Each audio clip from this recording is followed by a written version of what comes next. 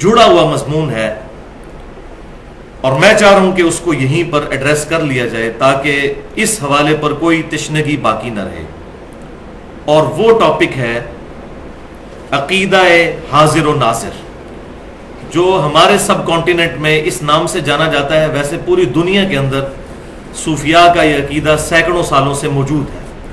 یہ صرف پاکستان، انڈیا اور بنگلہ دیش کا مسئلہ نہیں ہے، بلکہ پوری دنیا کے اندر، ایون سوڈان کے اندر، الجزائر کے اندر، فلسطین کے اندر، کویت کے اندر، عرب ملکوں کے اندر بھی یہ عقیدہ صوفیاء کے ہاں پایا جاتا ہے.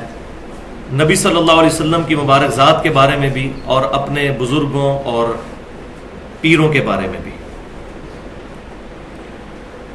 آج سے تقریباً 1.5 سال پہلے میں نے اس ٹاپک پہ 25 منٹ کی گفتگو کی تھی، جو مسئلہ نمبر 7 کے نام سے اہل سنت پاک.com پر اپلوڈ ہے. لیکن اس دفعہ میں نے کیجول گفتگو کی تھی. آج میں انشاءاللہ اس کو ڈیٹیل ایڈریس کروں گا.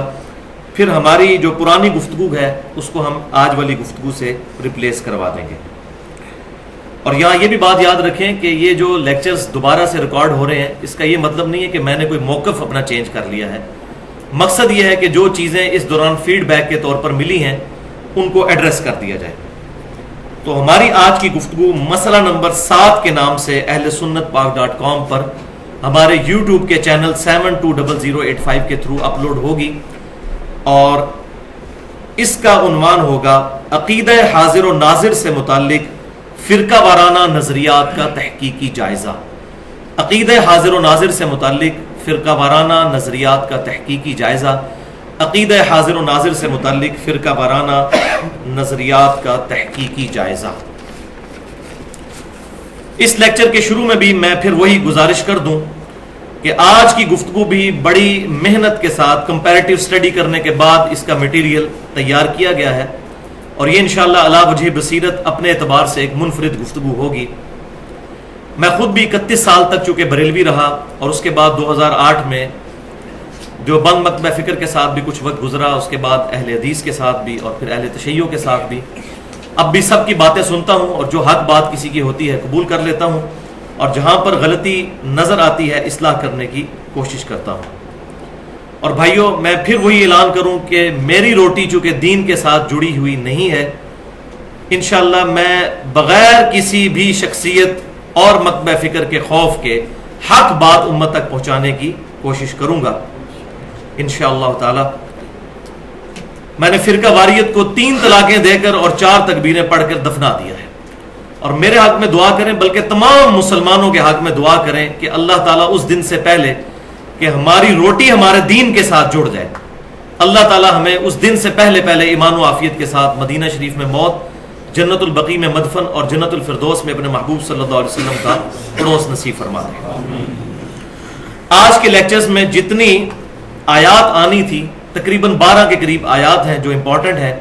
ان کے لیے الگ سے آپ کو ایک کراس ریفرنس کے طور پر پیپر مل چکا ہے، اس پہ وہ 12 کی 12 آیات اسی انٹلیکچوئل ترتیب کے ساتھ درج ہیں.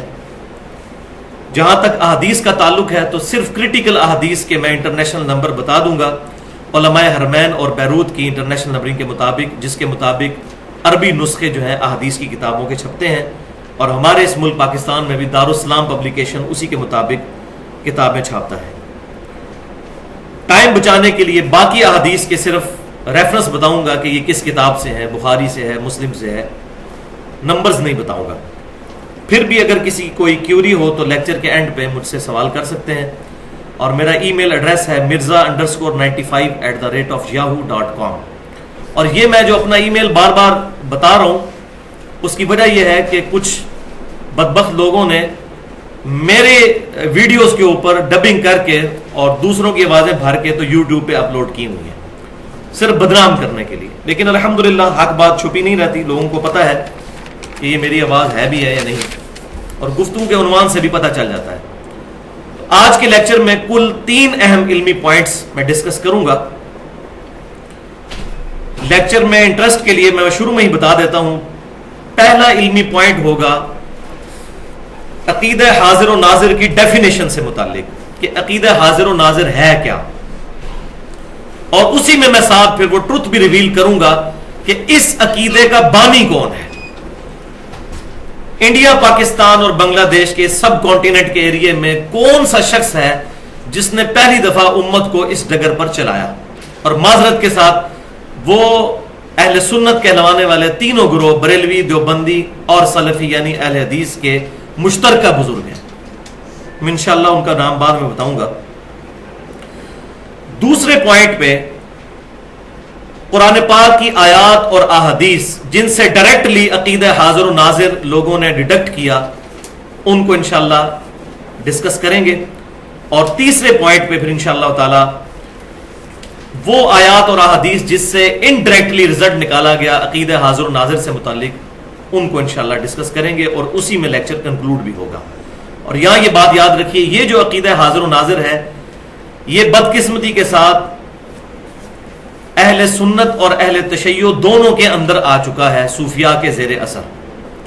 اہل سنت کہلوانے والے تینوں گروہ بریلوی، دیوبندی اور سلفیوں کے بھی کچھ بزرگ اس عقیدے کو رکھتے تھے، لیکن الحمدللہ آج کے جو اہل حدیث ہیں ان کے علماء کا ایسا کوئی عقیدہ نہیں ہے. لیکن مسئلہ وہی ہے کہ وہ پرانے بزرگوں کو غلط نہیں کہتے، وہ بانگ دہل جو کہنا چاہیے. تو اللہ کا نام لے کر آج کے لیکچر کی طرف آتے ہیں. 3 علمی پوائنٹس کو ڈسکس کرتے ہیں. ایک دفعہ درود شریف پڑھ لیجئے. اللہم صلی علی محمد وعلی آل محمد کما صلیت علی ابراہیم وعلی آل ابراہیم انک حمید مجید. اللہم بارک علی محمد وعلی آل محمد کما بارکت علی ابراہیم وعلی آل ابراہیم انک حمید مجید. پوائنٹ نمبر 1، حاضر و ناظر کا عقیدہ کیا ہے اور اس کا بانی کون ہے؟ تو بھائیو، عربی ڈکشنری القاموس کے مطابق حاضر لفظ جو ہے عربی میں حاضر، یہ ضاد ہے. اس کا مطلب ہوتا ہے موجود. اردو میں یہ لفظ استعمال ہوتا ہے حاضر. اور اس کا جو اپوزٹ ورڈ ہے عربی زبان میں وہ ہے غائب، جو موجود نہ ہو. تو دوسرا لفظ ہے ناظر. ناظر کہتے ہیں عربی زبان میں دیکھنے والے کو. اردو میں بھی ہم نظر کا لفظ استعمال کرتے ہیں، مشاہدہ کرنے والا. حاضر و ناظر کا عقیدہ قرآن و سنت میں کہیں بھی اس نام سے موجود نہیں ہے. یہ خالصتاً صوفیاء کی اصطلاح ہے.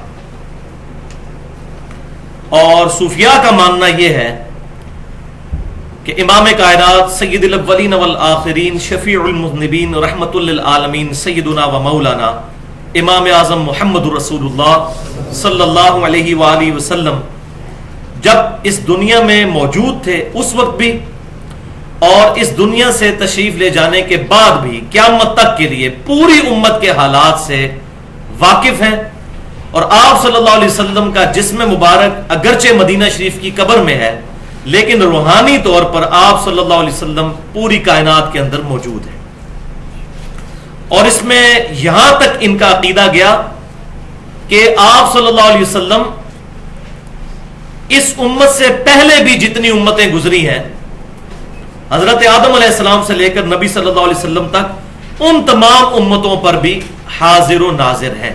تمام حالات کا مشاہدہ فرمانے والے ہیں، اپنی پیدائش سے پہلے اور آپ صلی اللہ علیہ وسلم کی دنیا سے وفات کے بعد. اور یہ عقیدہ صرف آپ صلی اللہ علیہ وسلم تک انہوں نے نہیں رکھا بلکہ اپنے بزرگان دین اور پیروں اور مشائخ کے بارے میں بھی یہ عقیدہ رکھا، وہ میں آگے بتا دوں گا.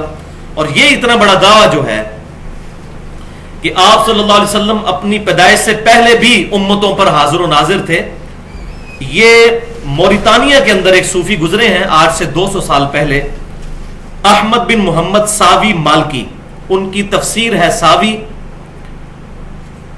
یہ فوت ہوئے 1223 ہجری میں، آج سے تقریباً 200 سال پہلے. سورۃ القصص کی آیت نمبر 44 تا 46 کی تفسیر کے دوران انہوں نے یہ موقف اڈاپٹ کیا کہ آپ صلی اللہ علیہ وسلم اگلی امتوں پر بھی حاضر و ناظر تھے اور قیامت تک حاضر و ناظر ہیں. وَلِعَوْذُ بِاللَّهِ تَعَالَى.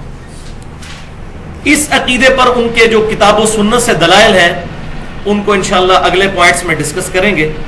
اب اس کڑوی بات کی طرف آئیں کہ اس عقیدے کا بانی کون ہے. تو بھائیو، اہل سنت کہلوانے والے تینوں گروہ انڈیا پاکستان کے اندر یعنی بریلوی، دیوبندی اور اہل حدیث کے بھی چند بڑے علماء، سب اہل حدیث نہیں، چند بڑے علماء اس شخصیت کو بہت عزت اور احترام کہتے ہیں، اور اپنی کتابوں میں رحمت اللہ علیہ بھی لکھتے ہیں کہ ان کی احادیث کے لیے بڑی خدمات ہیں، اور وہ پرسنالٹی ہیں شاہ عبد الحق محدث دہلوی المتوفا 1052 ہجری، آج سے تقریباً 400 سال پہلے یہ گزرے ہیں، جن کو خصوصاً بریلوی اور دیوبندی مکتبہ فکر کے علماء، خواہ احمد رضا بریلوی صاحب ہوں یا رشید احمد گنگوئی صاحب ہوں یا قاسم نانوتوی صاحب ہوں یا اشرف علی تھانوی صاحب ہوں یا مفتی احمد یار خان نعیمی صاحب ہوں، محقق علی الاطلاق ان کو کہتے ہیں، اور پاکستان میں اہل حدیث مکتبہ فکر میں سے ایک بڑے عالم کہ جو چند بڑے علماء کے استاد ہیں، ان میں سے ایک وہ شخصیت جو سعودی عرب میں بھی تبلیغ کا کام کر رہے ہیں پاکستان کی طرف سے، اور ان کے بھائی یہاں پر مناظرے کرتے ہیں، ان کے مشترکہ استاد عبداللہ بھاولپوری صاحب جو فوت ہو چکے ہیں، انہوں نے اپنی کتابوں میں اور خطبات میں عبد الحق محدث دہلوی کو بڑے تعریفی کلمات کے ساتھ اور رحمت اللہ علیہ لکھا ہے۔ لیکن یہ انصاف کی بات ہے کہ یہ ان کا جو پوائنٹ آف ویو ہے وہ ذاتی ہے، لیکن ظلم یہ ہے کہ جو لوگ احمد رضا بریلوی صاحب کو یا رشید احمد گنگوئی اور اشرف علی تھانوی صاحب کو اپنے لیکچرز کے اندر غلط ثابت کرتے ہیں، وہاں ان کو یہ نہیں بھولنا چاہیے کہ عبداللہ بھاولپوری صاحب بھی عبدالحق محدث دہلوی کو رحمت اللہ علیہ کہتے رہے ہیں، ان کا رد بھی کرنا چاہیے، یہی انصاف کا تقاضا ہے، ورنہ یہ دوغلی پالیسی ہے۔ تو بھائیو، عبدالحق محدث دہلوی جو ہیں، ان کی ایک مشہور کتاب ہے جو مارکیٹ میں اویلیبل ہے، مدارج النبوہ، اردو زبان میں ٹرانسلیشن ہو چکی ہے، عام مل جاتی ہے۔ اس کی جلد 1 صفحہ 135 اور 5ویں چیپٹر میں، جس کا نام ہے ذکر فضائل آن حضرت صلی اللہ علیہ وسلم، اس میں انہوں نے کتاب و سنت کے دلائل کے بغیر یہ عقیدہ امت کے اندر انجیکٹ کر دیا۔ ٹوٹی پھوٹی فارم میں صوفیاء کے ہاں یہ عقیدہ پایا جاتا تھا، لیکن اس کو لیگلائز کیا جس بندے نے، وہ عبدالحق محدث دہلوی ہے۔ تو یہ مدارج النبوہ کا میں نے حوالہ دے دیا، اس میں عبدالحق محدث دہلوی صاحب کیا لکھتے ہیں، یہ وہی بعض بزرگ فرماتے ہیں، حضرات فرماتے ہیں، اسی طرح شروع کیا۔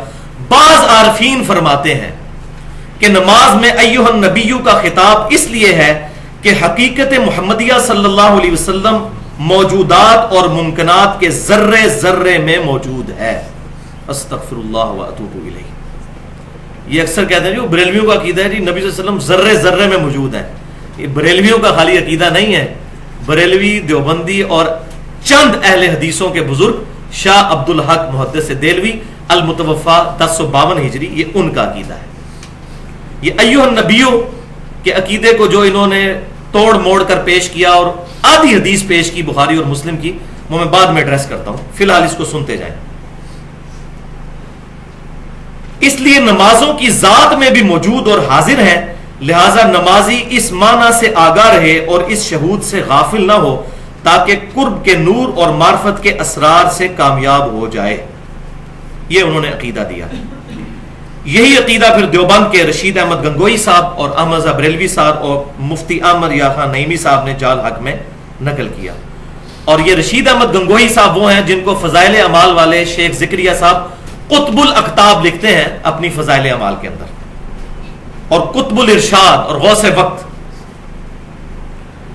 تو میں پھر وہی بات کروں گا کہ ظلم تو یہ ہے کہ جب ان عقائد کا رد کیا جاتا ہے تو پھر ان صوفیاء کو جو کہ اگلے لوگ گزر چکے جنہوں نے ان عقیدوں کو امت میں انجیکٹ کیا، ان کو رحمت اللہ علیہ کہا جاتا ہے۔ امام سیوطی رحمت اللہ علیہ المتوفا 911 ہجری، ان کی ایک کتاب شرح الصدور، احمد رضا بریلوی صاحب اور دیوبند مکتبہ فکر کے علماء کی جو تعلیمات ہیں وہ ایک پلڑے میں رکھ دی جائیں، اس سے زیادہ گمراہیاں اس شرح الصدور کے اندر موجود ہیں۔ اتنی نبی صلی اللہ علیہ وسلم کی گستاخیاں کہ انہوں نے نبی صلی اللہ علیہ وسلم کی وفات کے 500 600 سال کے بعد کے واقعات لکھے ہیں کہ آپ صلی اللہ علیہ وسلم صحابہ سمیت جنازہ پڑھنے کے لیے امتیوں کا آتے تھے، اور ان کو سارے امام سیوطی کہہ رہے ہیں۔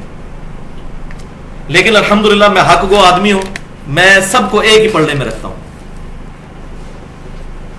تو میں آج اپنا مقدمہ بریلوی، دیوبندی اور اہل حدیث عوام کی عدالت میں پیش کر رہا ہوں، علماء نہیں، کہ خود فیصلہ کریں کہ جن لوگوں کے یہ عقیدے ہوں ان کو रहमतुल्लाह अलैह कहना चाहिए या उनके लिए नरम गोशा रखना चाहिए? हाँ, लानतुल्लाह अलैह ना कहें, ना उनको काफिर कहें, लेकिन कम से कम रहमतुल्लाह अलैह तो कहना छोड़ दें। तो इन बुजुर्गों के जरा हवाले भी मुलाहिजा फरमाइए। पहला हवाला देवबंद मकबह फिक्र के सबसे बड़े बुजुर्ग रशीद अहमद गंगोही अल मुतवफ़ा 1323 हिजरी, यानी तकरीबन 8 से 100 साल पहले फौत हुए। उनकी किताब है इमदादुस सुलूक, उसके सफ़ा नंबर 10 पर लिखते हैं फना फी शेख का अकीदा, कि पीर के अंदर फना हो जाना चाहिए इंसान को। यह अकीदा अपने मुरीदीन को वो समझा रहे हैं। जाहिर है उनको समझाएंगे तो तभी उनको भी मामला लोग करेंगे वैसा। वो कहते हैं मुरीद ये यकीन रखे कि शेख की रूह एक जगह में महदूद नहीं है। मुरीद दूर हो या के नजदीक, अगरचे पीर के जिस्म से दूर है लेकिन रूहानियत से दूर नहीं। मुरीद को चाहिए कि हर वक्त पीर का तसव्वुर रखे और दिली ताल्लुक जाहिर भी हो। दिल में शेख को हाजिर करके दिल में अपने पीर से मदद मांगे, अल्लाह के हुक्म से रूह पीर उस पर इलका कर देगी। अल्लाह को बीच में डाल दिया कि अल्लाह के हुक्म से पीर की रूह इलका कर देगी। इन्ना लिल्लाहि व इन्ना इलैहि राजिऊन। इस पे मैं वही आयत पढ़ूंगा, सूरह अज़्ज़ुमर की आयत नंबर 32, बिस्मिल्लाहिर रहमानिर रहीम। फमन अज़लमु मिम्मन कज़ब अलल्लाह, उससे बढ़कर जालिम कौन है जो अल्लाह पर झूठी बातें बांधता है। अल्लाह का हुक्म पैगंबरों की तरफ आता है। अब इसमें इंप्लाइड है शायद ये अपने बुजुर्गों को पैगंबरों का दर्जा ही देते हैं, तभी तो किसी बुजुर्ग ने कलमा पढ़वाया ला इलाहा इल्लल्लाह चिश्ती रसूलुल्लाह, और किसी ने पढ़वाया ला इलाहा इल्लल्लाह अशरफ अली रसूलुल्लाह वलियाज़ु बिल्लाहि ताला। तो भाइयों, ये इल्म लदुन्नी के ऊपर आज मैं एड्रेस नहीं करूंगा। इस पे मेरी तकरीबन 82 मिनट की गुफ्तगू है। मसला नंबर 55A के नाम से अहले सुन्नत पाक.com पर इल्म लदुन्नी के अकीदे का तहकीकी जायजा। अब अहमद रजा बरेलवी साहब अल मुतवफ़ा 1340 हिजरी, ये भी तकरीबन 100 साल पहले 1921 में फौत हुए। वो आपको पता है खुले डुले इंसान थे और कोई लिहाज नहीं करते थे, आउटस्पोकन थे, जिस तरह मैं भी आउटस्पोकन हूं। तो उन्होंने मजीद खोल के बताया कि फनाफी शेख का अकीदा क्या होना चाहिए। इससे आपको मजीद खुल जाएगा। उनके मलफूजात उनके अपने बेटे ने जमा किए। मुस्तफा रजा खान नूरी साहब, जिनको मुफ्ती आजम इंडिया भी कहा जाता था, 1981 में मुफौत हुए, जिनकी वो मशहूर नात है तू शम्मे रिसालत है आलम तेरा परवाना। ये उनके बेटे थे। इन्होंने अपने वालिद के मलफूजात खुद जमा किए हैं। लिहाजा वो जो एक थोक के हिसाब से हुस्न ज़न हमने रखा होता है कि जी पुराने बुजुर्गों की किताबें चेंज हो गई हैं, ये उनके अकीदे नहीं हो सकते। तो उस हुस्न ज़न को मैं बता रहा हूं कि वो हुस्न ज़न इतना भी सीधा नहीं है। अपने बेटे ने मलफूजात जमा किए। हमारे जेलम शहर से भी बुक कार्नर ने छापे हैं। उसका पेज नंबर है 152 और हिस्सा है दूसरा। और ये मलफूजात आला हजरत.net एक वेबसाइट है बरेली की, खुद उनकी अपनी जो लड़ी आगे चल रही है उनकी अपनी वेबसाइट, उस पर भी इसकी सॉफ्ट कॉपीज रखी हुई है। कोई चेंज नहीं है जो मैं पढ़ने लगा हूं। फनाफी शेख के मर्तबे के बारे में उनसे पूछा गया कि बताइए ये शेख का तसव्वुर कैसे किया जाएगा। तो फरमाते हैं इरशाद, ये ख्याल रहे कि मेरा शेख मेरे सामने है और मेरे कल्ब को और अपने कल्ब को उसके कल्ब के नीचे तसव्वुर करके समझे कि सरकार सल्लल्लाहु अलैहि वसल्लम के कल्बे अनवर से अनवारात छलक कर मेरे शेख के कल्ब पर और वहां से मेरे दिल पर आ रहे हैं। ये सारी थ्योरेटिकल बातें आप देख लें। फिर कुछ अरसा बाद यह हालत हो जाएगी कि शजरो हजर यानी दरख्तों में और पत्थरों में, हत्ता के दीवारों पर भी शेख की सूरत नजर आएगी। वो कहते हैं हर जगह आपको शेख फिर नजर आना शुरू हो जाएंगे, यहां तक कि नमाज में भी जुदा नहीं होगी। फिर हर हाल में अपने साथ ही पाओगे।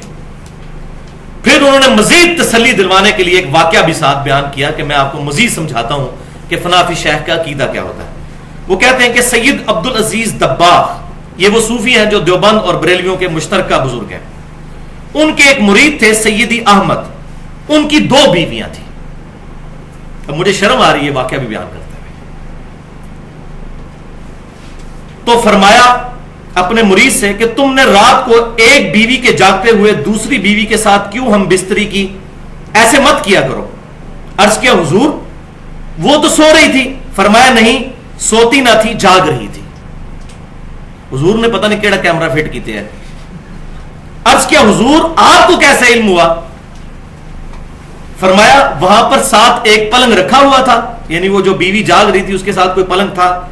اس نے کہا ہاں۔ فرمایا میں نے وہیں تو پوری رات گزاری ہے روحانی طور پر۔ شیخ مرید کے ساتھ ہر وقت ساتھ ہوتا ہے، اور یہ احساس رکھو کہ پیر کبھی اپنے مرید سے جدا نہیں ہوتا۔ وَلِعَاذُ بِاللَّهِ تَعَالَى اِنَّا لِلَّهِ وَإِنَّا إِلَيْهِ رَاجِعُونَ۔ اس میں سورۃ البقرہ کی آیت نمبر 165 پڑھوں گا۔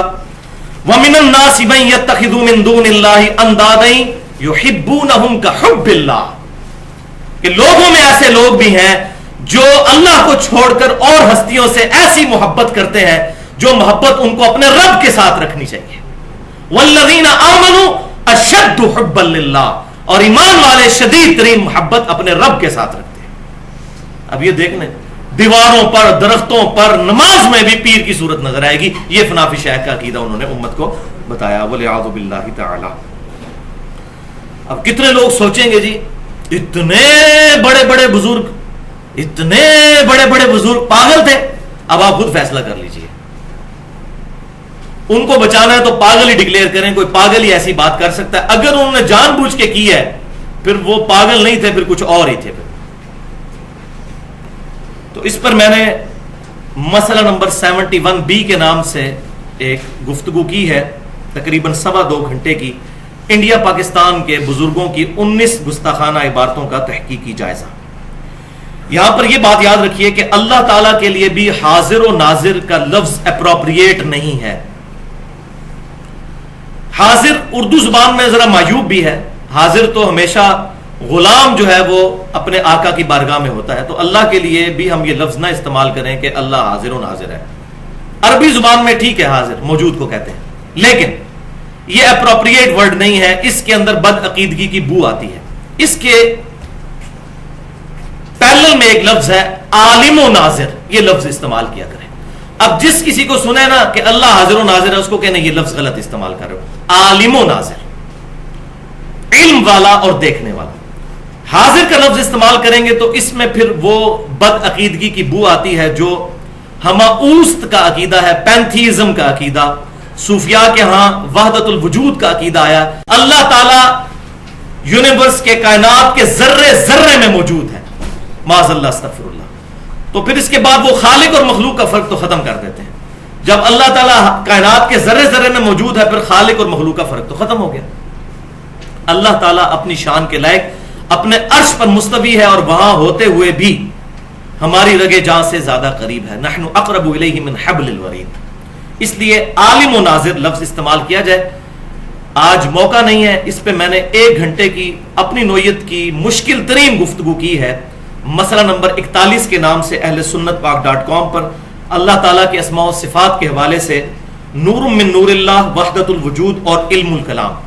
اور اسی لیکچر میں نے ڈاکٹر اسرار صاحب کے ساتھ جو میری 1-to-1 ملاقات ہوئی تھی اس کو بھی میں نے بیان کر دیا ہے۔ اب آ جائیے جناب علمی پوائنٹ نمبر 2 کی طرف۔ اس میں ہم انشاءاللہ تعالیٰ وہ آیات اور احادیث ڈسکس کریں گے جن کو بنیاد بنا کر عقیدہ حاضر و ناظر کے نام سے ایک عقیدہ امت میں انجیکٹ کیا گیا، ڈائریکٹ جن کو بنیاد بنایا گیا۔ اب اپنا ریفرنس پیج نکال لیجئے جس پر 12 آیات موجود ہیں۔ بسم اللہ الرحمن الرحیم۔ پہلی آیت ہے سورۃ الاحزاب کی آیت نمبر 45۔ یا ایھا النبی انا ارسلناک شاہدا ومبشرا ونذیرا وداعیا الی اللہ باذنہ وسراجا منیرا۔ یہ مشہور آیت ہے۔ اے نبی صلی اللہ علیہ وسلم، بے شک ہم نے آپ کو بھیجا ہے گواہ بنا کر، خوشخبری دینے والا اور ڈر سنانے والا، اور اللہ تعالیٰ کی طرف بلانے والا، اور اللہ کے اذن سے چمکا دینے والا آفتاب۔ اس میں جو لفظ ہے شاہد، عربی زبان میں اس کے لیے جو روٹ ورڈ ہے وہ ہے شاہدہ،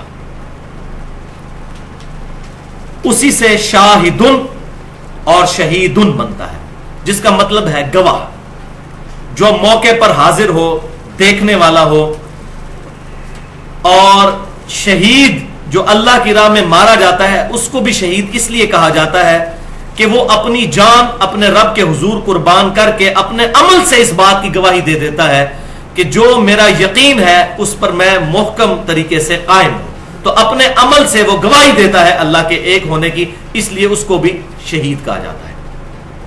قرآن پاک میں شہید کا لفظ جہاں بھی استعمال ہوا یا شاہد کا لفظ، تو یہ لفظ لغت کے معنوں میں استعمال نہیں ہوا، الا یہ کہ چند ایک موقعوں کے اوپر جب دین کی ٹرم میں استعمال ہوا تو یہ اصطلاحاً استعمال ہوا۔ مثال کے طور پر عربی زبان میں رسول کہتے ہیں پیغام لانے والے کو، پوسٹ مین اور ڈاکیے کے لیے بھی عربی میں رسول کا لفظ استعمال ہوتا ہے عربی لغت میں، لیکن دین کی اصطلاح میں رسول کا مطلب معاذ اللہ استغفر اللہ ڈاکیہ نہیں ہوگا، بلکہ اللہ تعالیٰ کا وہ محبوب ترین بندہ جس کو اللہ تعالیٰ نے نامزد کیا ہے اپنے دین کا پیغام انسانیت تک پہنچانے کے لیے۔ اصطلاح میں رسول کا معنی اور ہوا اور لغت میں اور ہوا۔ بالکل اس طریقے سے شاہد اور شہید کا معنی لغت میں تو ہے گواہ، حاضر، موجود، لیکن اسلام کی اصطلاح میں اس کا معنی کچھ اور ہے، اور وہ کیا ہے؟ وہ اگلی آیت پڑھیے، ریفرنس نمبر 2 سورۃ النساء آیت نمبر 41 ہے۔ بسم اللہ الرحمن الرحیم فَكَيْفَ إِذَا جِئْنَا مِن كُلِّ أُمَّةٍ بِشَهِيدٍ، پس وہ وقت کیسا ہوگا جبکہ ہم ہر امت میں سے ایک گواہ کو اٹھائیں گے، وَجِئْنَا بِكَ عَلَى هَؤُلَاءِ شَهِيدًا، اور اے محبوب صلی اللہ علیہ وسلم آپ کے ان امتیوں پر آپ کو ہم گواہ بنائیں گے۔ ہر امت سے گواہ اٹھائیں گے اور آپ کی امت سے آپ گواہ ہوں گے، یعنی ہر امت سے اس امت کا پیغمبر گواہ بن کر اٹھے گا، اور کیا گواہی دے گا؟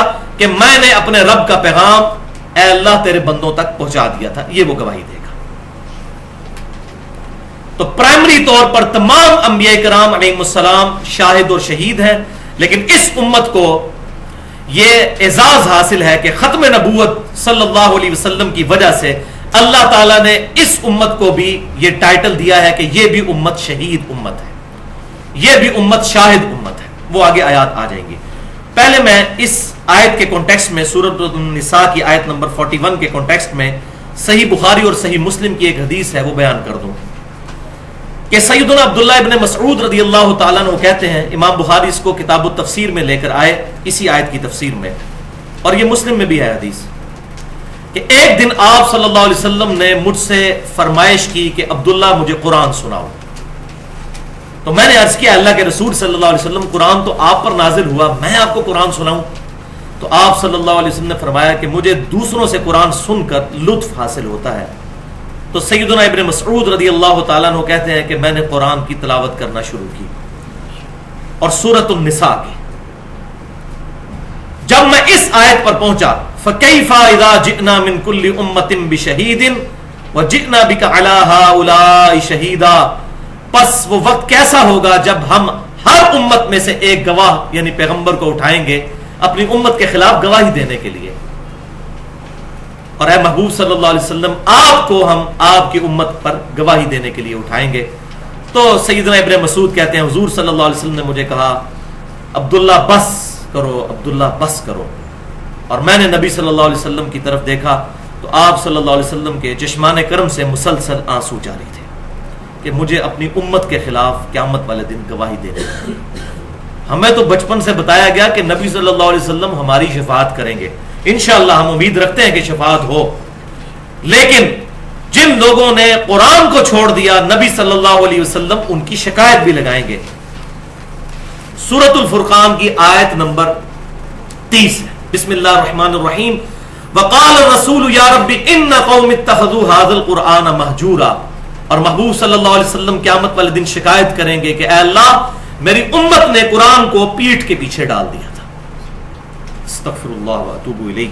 اب مجھے بتائیں کہ جس کی شکایت امام کائنات سید الاولین والآخرین شفیع المذنبین رحمت للعالمین سیدنا و مولانا امام اعظم محمد رسول اللہ صلی اللہ علیہ وسلم لگا دیں، اس کی شفاعت پھر کون کرے گا؟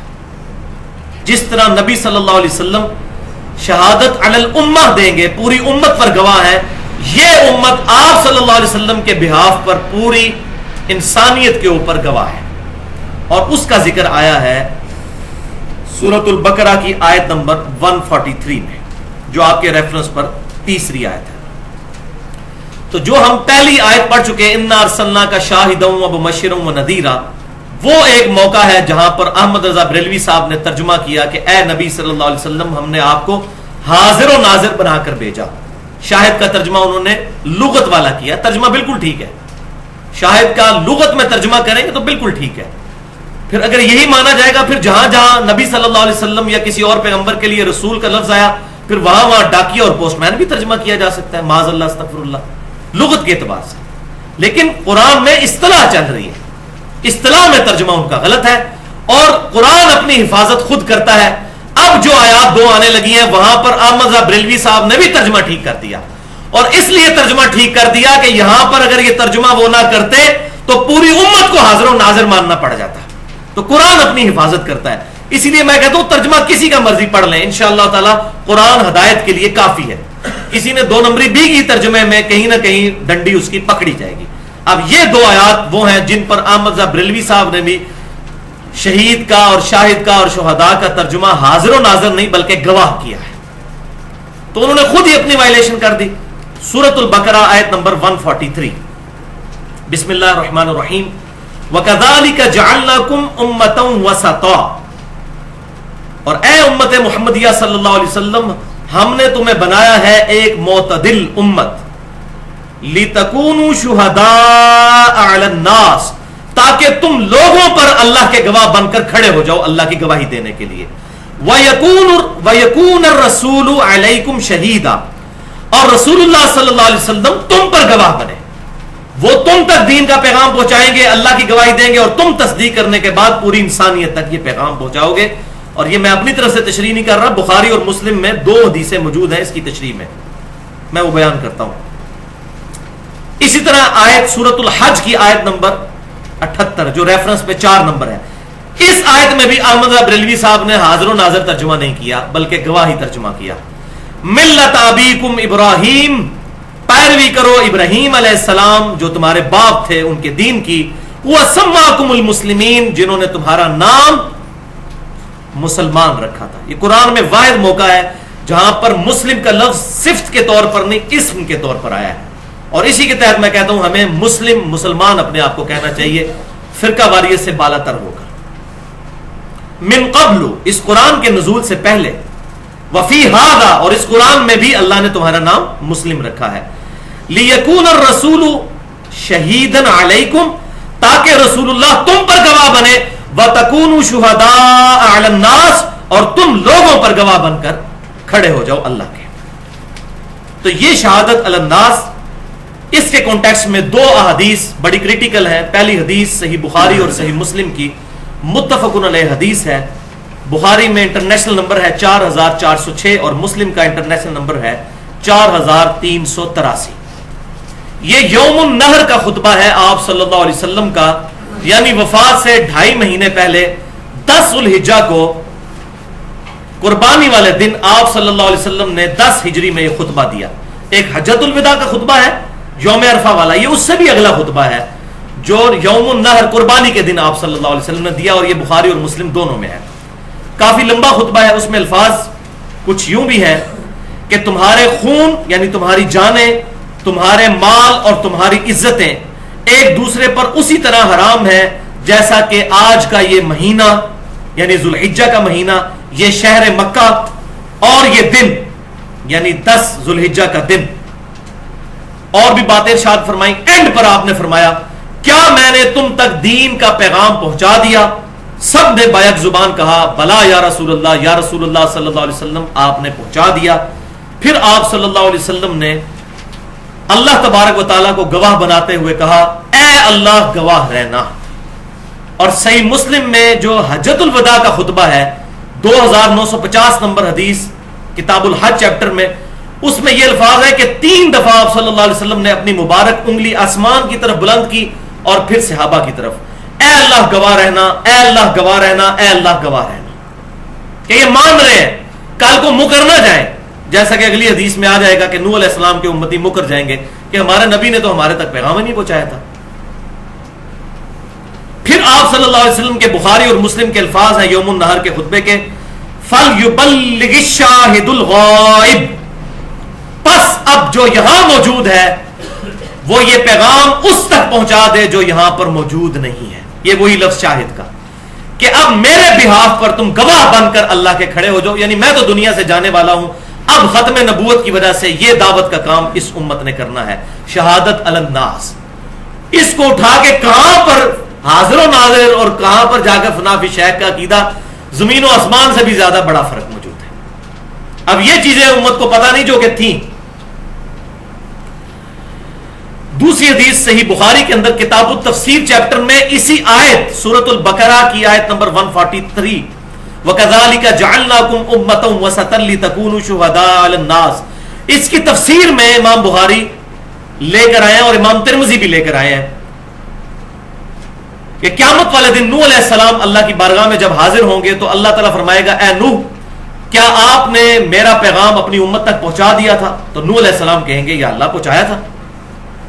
پھر امت نوح کو بلایا جائے گا علیہ السلام، ان سے پوچھا جائے گا تو امت کہے گی کہ کوئی نہیں پیغام پہنچایا. اگر یہ کہہ رہے ہیں کہ پیغام پہنچایا تو اپنا گواہ پیش کریں. تو نوح علیہ السلام سے گواہ مانگا جائے گا تو نوح علیہ السلام کہیں گے کہ اے اللہ امت محمدیہ اس بات پر گواہ ہے کہ میں نے اپنی امت تک تیرا پیغام پہنچایا تھا. تو پوری امت پھر حاضر و ناظر ہو گئی نا، کیونکہ نوح علیہ السلام نے اس امت کو گواہ بنایا. اگر گواہ کا معنی وہی ہے جو کہ احمد بریلوی صاحب اور رشید احمد گنگوئی صاحب نے لیا اور عبدالحق محدث دہلوی صاحب نے لیا تو پھر آپ بھی حاضر و ناظر ہیں جناب، مسئلہ ہی ختم ہو گیا. پھر تو یہ سارے ہی حاضر و ناظر ہوئے. پھر امت گواہ ہے، ہمیں تو پتہ ہے ہم کوئی حاضر و ناظر نہیں، ہم نے تو نوح علیہ السلام کو کوئی نہیں دیکھا ہوا. گواہی کس بنیاد پر ہوگی؟ اس کتاب کی بنیاد پر کہ سورہ نوح کے اندر موجود ہے کہ نوح علیہ السلام نے اپنی امت تک اپنا پیغام پہنچایا تھا. اور بڑی دردناک صورت ہے، یقین کریں اشک بار آنکھوں سے پڑنے والی. اے اللہ میں نے ان کو دن کو بھی بلایا، میں نے ان کو رات کو بھی بلایا، ہر موقع پر میں نے انہیں بلایا، لیکن ان کے فرار میں اضافہ ہی ہوا. اور پھر آخر میں دعائے ضرر فرما دی انہوں نے اور امت ہلاک ہوئی سوائے 78 لوگوں کے.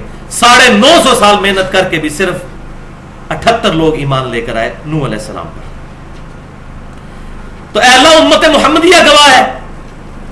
پھر آپ صلی اللہ علیہ وسلم فرماتے ہیں کہ تم گواہی دو گے نوح علیہ السلام کے حق پہ اور میں تمہارے حق میں گواہی دوں گا کہ تمہاری بات درست ہے. کس بنیاد کے اوپر؟ کتاب اللہ کی بنیاد پر.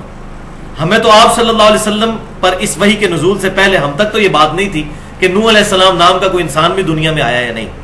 تو لہٰذا ہم حاضر و ناظر نہیں بلکہ اللہ کے لیے گواہی دینے والے ہیں. اس کے بعد تو ویسے لیکچر آگے چلانے کی ضرورت ہی کوئی نہیں ہے، لیکن شیطان نے اتنے وسوسے پھیلائے ہوئے ہیں ان کو پھر کہہ دیتے نہیں یہ پوائنٹ تو چھوڑ دیا تھا بیچ میں، ورنہ عام سلیم الفطرت بریلوی دیوبندی اہل حدیث اور اہل تشیع کے لیے اتنی گفتگو کے بعد ہی اس کے علماء کی 2 نمبری اس پر کھل جائے گی انشاءاللہ تعالی.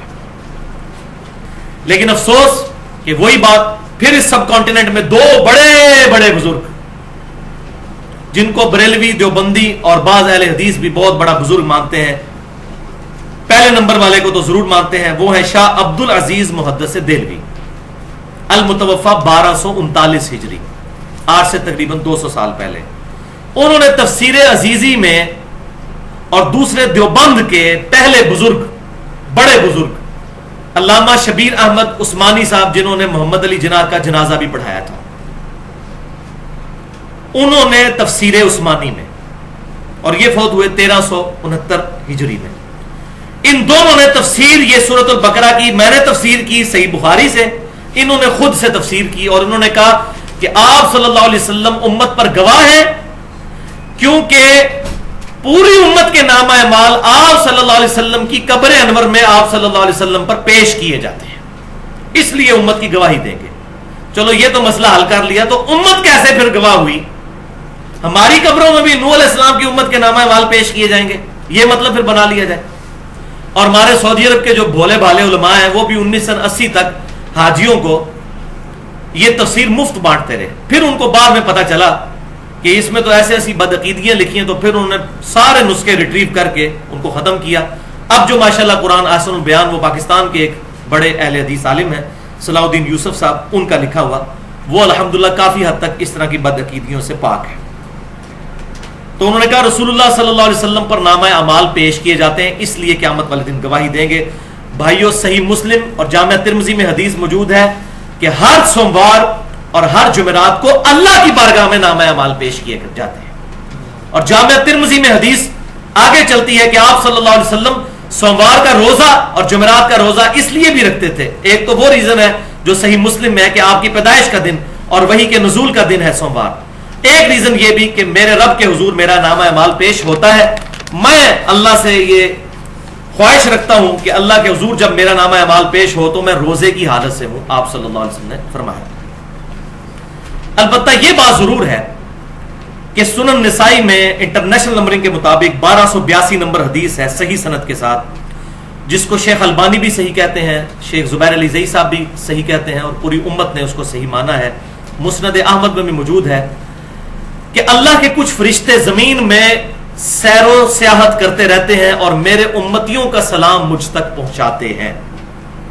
ہمارے نامہ اعمال تو نہیں پہنچ رہے, ہمارا سلام ہمارے محبوب صلی اللہ علیہ وسلم تک پہنچتا ہے الحمدللہ. اسی طریقے سے سنن ابی داؤد میں بھی انٹرنیشنل نمبرنگ کے مطابق 2041 نمبر حدیث ہے, مسند احمد میں بھی موجود ہے, مشکات میں بھی موجود ہے, وہ پچھلی حدیث بھی مشکات میں. اس حدیث کو بھی شیخ البانی اور شیخ زبیر علی زئی صاحب دونوں صحیح کہتے ہیں کہ آپ صلی اللہ علیہ وسلم نے فرمایا, اور یہ زیارت قبور والے چیپٹر میں ہے, قبروں کی زیارت کے لیے جایا جائے, اس چیپٹر میں امام ابو داؤد نے اپنا عقیدہ بھی بتا دیا کہ یہ حدیث قبر رسول پر حاضری کے لیے ہے. کہ آپ صلی اللہ علیہ وسلم نے فرمایا, ابو داؤد کے الفاظ ہیں کہ جب بھی کوئی شخص میرا امتی میری طرف سلام پڑھے گا اللہ میری روح کو لوٹا دے گا اور میں اس کے سلام کا جواب بھی دوں گا.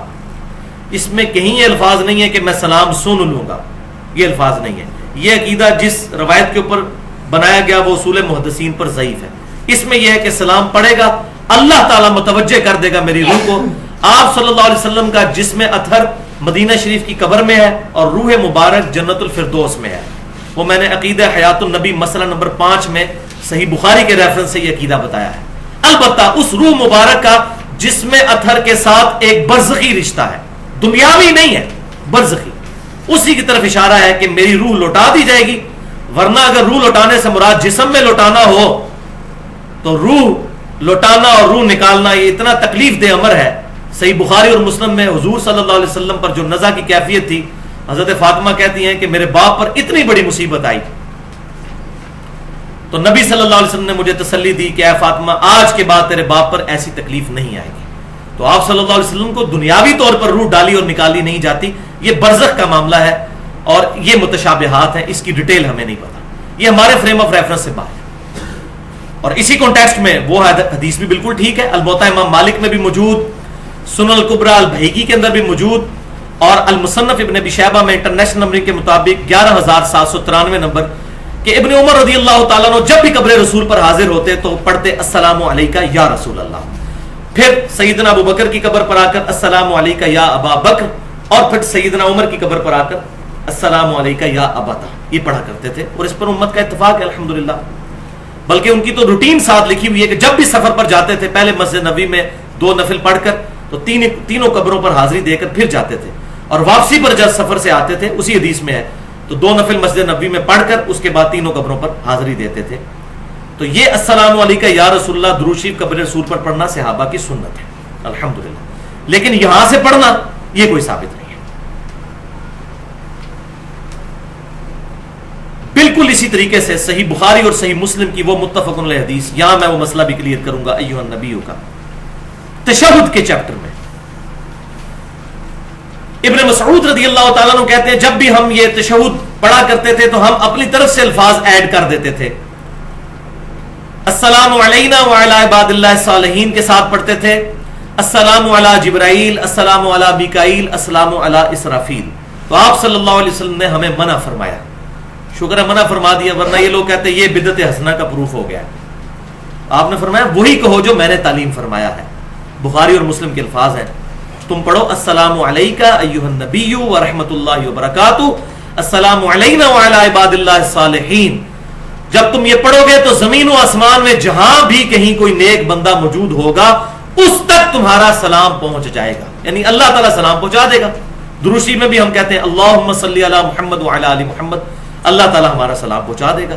اب اللہ کی مرضی ہے فرشتوں کے ذریعے پہنچائے، خود پہنچائے، ہواؤں کے ذریعے، یہ اللہ تعالیٰ کے ثبوت، اس کی کیفیت میں ہم نہیں پڑھتے سوائے اس کے کہ جو ہمیں احادیث سے پتہ چلا. تو تمہارا سلام زمین و آسمان میں ہر نیک بندے تک پہنچ جائے گا. یہ عقیدہ بالکل واضح ہے، اس سے حاضر و ناظر کوئی نہیں ثابت ہوتا بلکہ سلام پہنچتا ہے.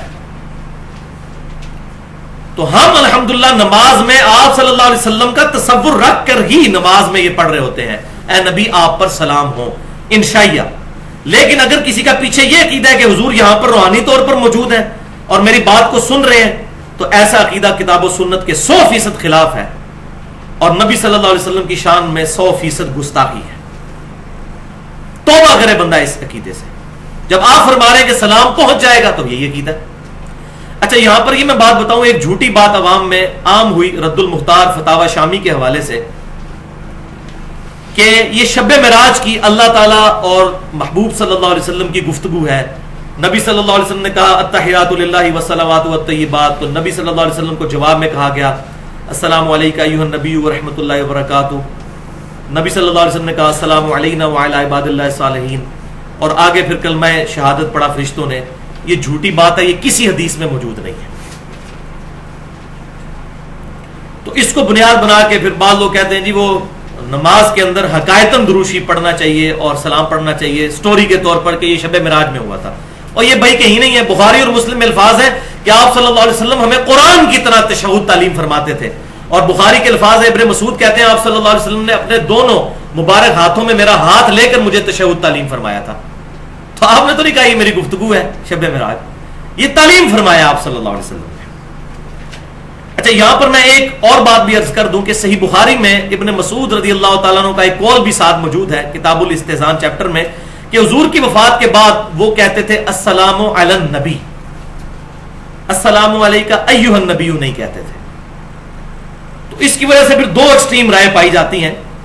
میں اس میں جو حق بات ہے وہ کروں کہ السلام علی النبی سیدنا ابن مسعود رضی اللہ تعالیٰ عنہ کا یہ قول شاذ ہے، کیونکہ امت نے اس قول کو ایکسیپٹ ہی نہیں کیا. امت کا اجماع جو ہے وہ السلام علیکہ ایھا النبی پر ہے کہ یہی کلمات پڑھنے ہیں، ان کو بدلنا نہیں ہے. تو ابن مسعود رضی اللہ تعالیٰ عنہ نے جو بدلا تو یہ ان کا ذاتی عمل ہے. وہ تو معوذتین کو بھی قرآن کا حصہ نہیں مانتے تھے، لیکن امت کا اجماع ہے کہ معوذتین جو ہیں قل اعوذ برب الفلق اور قل اعوذ برب الناس قرآن کا حصہ ہے. تو کسی بھی صحابی کی انڈیویجول رائے حجت نہیں ہے، اجماع صحابہ کا حجت ہے. اور انڈیویجول رائے بھی حجت ہو سکتی ہے اگر مخالفت نہ پائی جاتی ہو. تو چونکہ پوری امت نے ایھا النبی کو ایکسیپٹ کیا، لہٰذا یہ قول شاذ ہو جائے گا. ابن مسعود رضی اللہ تعالی عنہ کا اجماع حجت ہے، اور اس پہ میری 50 منٹ کی گفتگو ہے تقریباً. مسئلہ نمبر 31 کے نام سے اجماع کی حجیت اور اس کی 17 مثالیں. تو یہ میں نے علی النبی والا مسئلہ بھی کلیئر کر دیا. اور یہ عقلاً بھی غلط ہے. اس کی وجہ یہ ہے کہ نبی صلی اللہ علیہ وسلم جب دنیا میں موجود تھے تو اس وقت بھی مسلمان دنیا کے کئی شہروں میں پھیلے ہوئے تھے. حضور تو مدینہ شریف میں تھے، تو کیا مکے والے صحابہ علی النبی پڑھتے تھے؟ وہ تو ایھا النبی ہی پڑھتے تھے. تو لہٰذا ابن مسعود رضی اللہ تعالیٰ عنہ کا جو پوائنٹ آف ویو ہے یہ عقلاً بھی درست معلوم نہیں ہوتا، واللہ اعلم. لیکن ایک روایت ایسی ہے جس میں نامہ اعمال پیش ہونے والی جو بات ہے وہ موجود ہے، میں یہیں پر ایڈریس کر دیتا ہوں. وہ مسند بزار میں 5ویں جلد کے اندر پیج 308 اور حدیث نمبر ہے 1925. امام بزار رحمۃ اللہ علیہ 4 صدی ہجری کے اندر ایک بہت بڑے محدث گزرے ہیں. انہوں نے یہ حدیث نقل کی ہے، صحت کا حکم نہیں لگایا، صرف نقل کی ہے کہ آپ صلی اللہ علیہ وسلم نے فرمایا کہ میری زندگی بھی تمہارے لیے رحمت ہے اور میری وفات بھی. جب میں اپنی قبر میں جاؤں گا تو تمہارے نامہ اعمال مجھ پر پیش کیے جائیں گے. جس کے اعمال اچھے ہوں گے تو میں اللہ کی تعریف کروں گا، اور جس کے اعمال برے ہوں گے تو اس کے لیے میں استغفار کروں گا. لیکن یہ حدیث اصول محدثین پر، اور وہ اصول تو اب الحمدللہ ہم نے بچوں کو یاد کروا دیا ہے. یہ اس اصول کے اوپر جو صحیح مسلم کے مقدمے میں پیٹ رول موجود ہے کہ مدلس کی ان والی روایت ضعیف ہوتی ہے جب تک سما کی تصریح موجود نہ ہو. اور اس روایت میں 2 سکم ہیں، 2 راوی مدلس ہیں اور ان سے روایت کر رہے ہیں.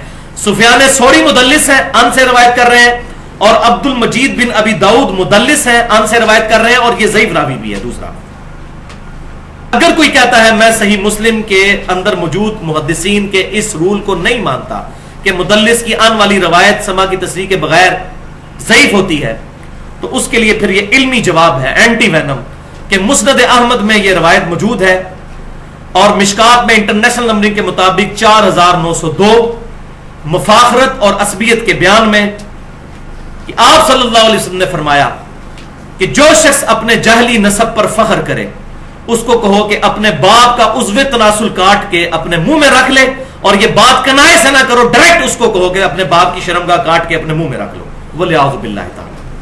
اب یہ حدیث تو ہے، کہتے ہیں جی حدیث تو ہے نا جی، ڈگری تو ڈگری ہوتی ہے، اصلی ہو یا جعلی، حدیث تو حدیث ہوتی ہے، جعلی ہو یا اصلی۔ تو یہ نہیں ہے، مسلم کی پہلی حدیث ہی یہی ہے، اور بخاری میں بھی ہے، جس نے میری طرف جھوٹی حدیث منسوب کی وہ اپنا مقام دوزخ میں دیکھ لے۔ تو یہ معاملہ بڑا سینسٹیو ہے، اگر ساری حدیثیں صحیح ہوتی تو حضور کو یہ بات کہنے کی ضرورت کیوں پیش آتی؟ منکرین حدیث اسی لیے پیدا ہوئے کہ اس قسم کی ساری روایات کو ایکسپٹ کیا گیا۔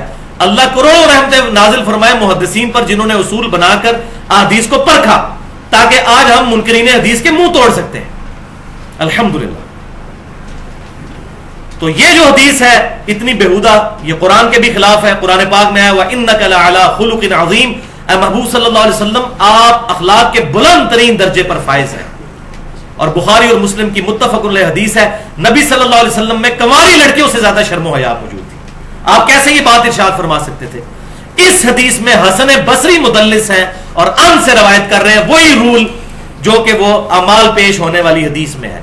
تو اگر کسی نے اس کو صحیح ماننا ہے تو اس کو بھی صحیح مان کے اپنے ایمان کا بیڑا غرق کر لے۔ اور حسن بصری تو تابعی ہے، 70 صحابہ کی صحبت کرنے والے، سفیان ثوری اور عبد المجید بن ابی داؤد سے ہزاروں گنا بڑے امام ہیں، لیکن ان کی بھی تدریس والی روایت نہیں مانی جاتی۔ یہ ساری اصطلاحات سمجھنے کے لیے، اور خصوصاً قبر رسول صلی اللہ علیہ وسلم سے ریلیٹڈ جو احادیث امت میں عام کی گئی کہ قبر پر جا کر مانگا جائے۔ ایک اعرابی آیا، اس نے نبی صلی اللہ علیہ وسلم سے کہا کہ میں نے گناہ کیا ہے، میرے لیے دعا کیجئے۔ قبر سے آواز آئی، جو ہمارے اکثر بریلوی اور دیوبندی مکتبہ فکر کے بھائی پیش کرتے ہیں۔ ان تمام احادیث کے بارے میں جو اصول محدثین کیا ہیں، بریلوی دیوبندی اہل حدیث کے مولویوں کے اصول نہیں، پہلے 300 سال کے محدثین کے اصول، اس میں میرے 2 لیکچرز ہیں۔ مسئلہ نمبر 36 ضعیف الاسناد اور من گھڑت احادیث کے فتنے کا تحقیقی جائزہ، 1.5 گھنٹے کی گفتگو، اور دوسرا مسئلہ نمبر 43 وسیلہ اور توسل کے صحیح احکام و مسائل، اس میں بھی 1.5 گھنٹے کی گفتگو میں نے 5 وسیلے بتائے جو جائز ہیں اور 1 جو ثابت نہیں ہے۔ اس میں نے قبر رسول سے ریلیٹڈ جو روایات ہیں، جو صحیح روایتیں وہ بھی بیان کی اور جو ضعیف ہیں وہ بھی بیان کی، الحمدللہ۔ اب اگلے ریفرنس نمبر 5 پر آ جائیے۔ ایک اور دلیل بڑی مضبوط ان کے دلائل کے اعتبار سے جو پیش کرتے ہیں، سورۃ الاحزاب کی آیت نمبر 6، بسم اللہ الرحمن الرحیم، النبی اولا بالمؤمنین من انفسہم وازواجہ امہاتہم۔ ہمارے یہ نبی صلی اللہ علیہ وسلم مومنین کی جانوں سے زیادہ ان پر حق رکھتے ہیں، اور ان کی بیویاں امت کی مائیں ہیں، الحمدللہ۔ اب اس کو دلیل بنایا قاسم ننوتوی صاحب نے بھی اور احمد بریلوی صاحب نے بھی حاضر و ناظر کے عقیدے پر۔ آپ حیران ہوں گے اس میں سے حاضر و ناظر کیسے نکلتا ہے، وہ دیکھیں کیسے نکالا انہوں نے کہا نبی صلی اللہ علیہ وسلم جانوں سے بھی زیادہ قریب ہیں۔ اب اردو زبان کا یہی تو مسئلہ ہے، وہ قریب سے مراد فزیکلی قریب نہیں ہے، دل کے قریب قربت، تو کہتے ہیں قریب ہے، اس کا مطلب ہے کہ حاضر و ناظر ہے۔ حالانکہ اگلا حصہ کیا ہے کہ ان کی بیویاں امت کی مائیں ہیں، یعنی نبی صلی اللہ علیہ وسلم اپنے امتیوں کے محبوب ترین انسان ہیں، اور ان کی بیویاں امت کی مائیں ہیں، ماں کا درجہ ان کی بیویوں کو دیتے ہیں، اور اپنے نبی سے سب سے بڑھ کر پیار کرتے ہیں، اولا۔ یہ تھا اس کا معنی، اور مطلب بنا دیا حاضر و ناظر۔ اور یہ تشریح میں اپنی طرف سے نہیں کر رہا، حضور صلی اللہ علیہ وسلم نے خود اس آیت کی تشریح کی ہے صحیح بخاری میں۔ اسی آیت کی تفسیر میں امام بخاری پر قربان جاؤں، اس آیت کو ہیڈنگ بنا کر وہ حدیث لے آئے ہیں، النبی اولا بالمؤمنین من انفسہم۔ اور وہ کیا ہے کہ آپ صلی اللہ علیہ وسلم نے فرمایا کہ اس دنیا اور آخرت میں مومن کے سب سے زیادہ قریبی میں ہوں۔ مومن کے مرنے کے بعد اس کا ترکہ جو ہے، چھوڑا ہوا مال، تو وارثوں میں تقسیم ہوگا، لیکن اگر کسی مومن کہ ذمہ کوئی قرض ہو تو میں اس کا ولی ہوں, مجھ سے آ کر اس کا قرض ڈیمانڈ کرو, میں اس کا سب سے زیادہ قریبی ہوں. جیسے عورت ولی کے بغیر شادی نہیں کر سکتی, تو حضور نے کہا میں اپنے مومنین کا سرپرست ہوں. ظاہر ہے کہ وفات کے بعد تو نہیں, زندگی کے اندر ہی. آج تو نہیں کوئی شخص کہہ سکتا جا کے قبر رسول پہ کہ یا رسول اللہ فلاں نے میرے اتنے لاکھ دینے ہیں تو مجھے دیں. اپنی زندگی میں آپ صلی اللہ علیہ وسلم جو دنیاوی زندگی آج بھی زندہ ہے برزخی حیات کے ساتھ, دنیاوی زندگی میں کوئی غریب صحابی فوت ہوتا تھا, آپ نے فرمایا میں تمہارا ولی ہوں, مجھ سے آ کر قرضہ ڈیمانڈ کر سکتے ہو, میں اپنے فوت شدہ صحابی کی طرف سے اس کا قرضہ ادا کروں گا. حضور نے خود تفسیر کر دی.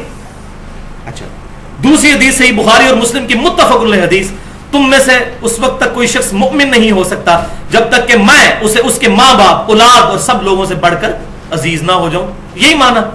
اور تیسری حدیث بھائیو غدیر خم کی حدیث, صحیح مسلم میں بھی, جامعہ ترمذی میں بھی, اور کتنے ریفرنسز اس کے. وہ مسئلہ نمبر 66B جو ہے فضائل حسین رضی اللہ تعالیٰ عنہ والے چیپٹر میں نے اس کا پورا ریفرنس بیان کیا ہے. غدیر خم پر بھی آپ صلی اللہ علیہ وسلم نے مولا علی رضی اللہ تعالیٰ عنہ, مولا کا مطلب دلی محبوب, جس طرح ہم علماء کو بھی کہتے ہیں مولانا فلاں, تو مولا علی رضی اللہ تعالیٰ عنہ کا ہاتھ پکڑ کر غدیر خم پر مکے سے مدینے آتے ہوئے اپنی وفات سے 2 مہینے پہلے خم نامی جگہ پر پڑاؤ کرتے ہوئے ایک درخت کے نیچے ان کا ہاتھ پکڑ کر یوں بلند کیا, اور آپ نے یہ آیت تلاوت کی, النبی اولا بالمؤمنین من انفسہم وازواجہ امہاتہم, اور یہ آیت پڑھ کر کہا کیا میں تم سب پر تمہاری جانوں سے بھی بڑھ کر حق نہیں رکھتا؟ سب نے کہا یا رسول اللہ آپ ہمیں جانوں سے بڑھ کر عزیز ہیں. تو پھر آپ نے فرمایا من کنت مولاہ فہذا علی مولا, اب جو کوئی مجھے محبوب رکھتا ہے دلی طور پر وہ علی سے بھی محبت کرے گا. یہاں بھی کلیئر ہو گیا کہ یہ اولا مولا کا مطلب کیا ہے, دلی طور پر قریب ہونا, نہ کہ حاضر و ناظر کا عقیدہ. اسی طرح ایک اور دلیل جو سورۃ الانفال کی آیت نمبر 33 ہے, یقین کریں یہ بھی دلائل بیان کرتے ہوئے, آیات پڑھتے ہوئے نہیں, جو دلیل ہے ان کی انہوں نے خود ڈیڈکٹ کی, شرم آتی ہے. آیات تو اپنی حفاظت خود کرتی ہیں. یہ آیت نمبر 6 جو ریفرنس پہ ہے سورۃ الانفال کی آیت نمبر 33, بسم اللہ الرحمن الرحیم, وما کان اللہ لیعذبہم وانت فیہم, اے نبی صلی اللہ علیہ وسلم اللہ تعالیٰ ان کو کبھی عذاب نہیں دے گا جبکہ آپ ان میں موجود ہیں. وہ کہتے ہیں اس میں لکھا ہوا ہے نا کہ آپ صلی اللہ علیہ وسلم موجود ہیں, تو آپ صلی اللہ علیہ وسلم قیامت تک کے لیے موجود ہیں. دیکھیں امت پر کوئی عذاب ہی نہیں آتا, پتہ نہیں ان کو عذاب کیوں نہیں نظر آتے. عذاب صحیح بخاری کے اندر موجود ہے, اس امت پہ ایسا عذاب بھی آنے والا ہے کہ ان کی شکلیں بندروں خنزیر کی بن جائیں گی. یہ گانے باجے والے ریفرنس میں موجود ہے. یہ پتہ نہیں کس نے پٹی پڑھا دی ہے کہ عذاب نہیں اس امت پر آئے گا. بخاری اور مسلم میں مجھے گھنٹہ چاہیے میں بتاؤں جو اس امت پہ عذاب آنے ہیں. وہ حضور صلی اللہ علیہ وسلم کی صحیح مسلم میں دعا ہے کہ میں نے اپنے رب سے دعا کی کہ ایسا عذاب نہ آئے کہ میری پوری امت ہی ختم ہو جائے. پارشلی عذاب تو امت میں آئیں گے, تو لہٰذا یہ بھی ڈکوسلا جو مچایا تھا یہ بھی میں نے ختم کر دیا. یہ کس نے عقیدہ بتایا کہ عذاب نہیں آئے گا؟ اور پاکستان تو میں سمجھتا ہوں پچھلے 8-10 سال سے اللہ کے عذاب کی لپیٹ میں, کیونکہ یہ وہ ملک تھا جو اسلام کے نام پر بنا تھا, لیکن یہاں پر اسلام کا نفاذ ہم نے نہیں کیا. ابھی پتہ نہیں کتنا امتحان ہمارا باقی ہے. وَلِعَوْذُ بِاللَّهِ تَعَالَى. تو اے نبی صلی اللہ علیہ وسلم جب تک آپ ان میں موجود ہیں اللہ ان کو عذاب نہیں دے گا. اس سے پچھلی آیت پڑھتے نہیں ہیں. اس سے پچھلی جو آیت ہے 32 نمبر, اس میں یہ ہے کہ ابو جہل اور اس کے ماننے والے کہتے تھے اے اللہ اگر یہ قرآن واقعی تیری کتاب ہے اور یہ نبی پر حق ہے تو آسمان سے ہم پر عذاب کیوں نہیں نازل ہو جاتا؟ ہم تیرے قرآن اور نبی کو جھٹلا رہے ہیں, ہم پر پتھر کیوں نہیں نازل ہوتے اس جرم کی پاداش میں کہ ہم تیرے نبی کو نہیں مان رہے. تو اس سے اگلی آیت یہ ہے وما کان اللہ لیعذبہم وانت فیہم, اے نبی جب تک آپ مکے میں موجود ہے ہم ان پر عذاب کیسے بھیجیں؟ ہماری تو سنت یہ ہے کہ جب کبھی بھی کافروں پر عذاب بھیجنا ہوتا ہے تو ایمان والوں کو اس علاقے سے نکال لیتے ہیں, پھر کافروں پر عذاب آتا ہے. نوح علیہ السلام ان کے ساتھیوں کو کشتی میں سوار کیا اور باقیوں کو غرق کیا. موسیٰ علیہ السلام اور ان کے ساتھیوں کو اس علاقے سے نکالا اور باقیوں کو غرق کیا. تو آپ مکے میں موجود ہیں, ہم مکے میں عذاب کیسے بھیجیں؟ اندازہ کریں حاضر و ناظر کا اس کے ساتھ کیا تعلق تھا. لیکن مفتی احمد جہاں نعیمی صاحب کو بالکل کوئی اللہ کی اور اللہ کے محبوب صلی اللہ علیہ وسلم کی شرم نہیں آئی اس سے یہ رزلٹ نکالتے ہوئے. وَلِعَوْذُ بِاللَّهِ تَعَالَى. تو میں پھر مفتی صاحب کو پھر وہی جواب دوں گا جو وہ اہل حق کو دیتے ہیں کہ صحیح بخاری میں خوارج والے چیپٹر میں ابن عمر رضی اللہ تعالیٰ عنہ کا قول موجود ہے کہ اس روئے ارض پر بدترین مخلوق وہ لوگ ہیں کہ کافروں پر جو آیات نازل ہوئی تھی وہ مسلمانوں پہ لگاتے ہیں. یہ بدترین مخلوق. یہ آیت کافروں کے بارے میں تھی کہ کافروں میں جب تک آپ موجود ہیں ہم کافروں پر عذاب نہیں دیں گے. انہوں نے پکڑ کے مسلمانوں پہ لگا دی. تو آگے نا فتوے پہ پھر یہ وہ آیت ان کے اوپر جو آیات کافروں کے بارے میں نازل ہوئی تھی مسلمانوں پر تو. اب آ جائیے جناب آخری پوائنٹ کی طرف جو کہ ان دلائل پر مشتمل ہے کہ جو انڈائریکٹ دلائل ہیں, اور یہاں پر میں انشاءاللہ لیکچر کو کنکلوڈ بھی کر دوں گا. ایک دفعہ دروشی پڑھ لیجیے.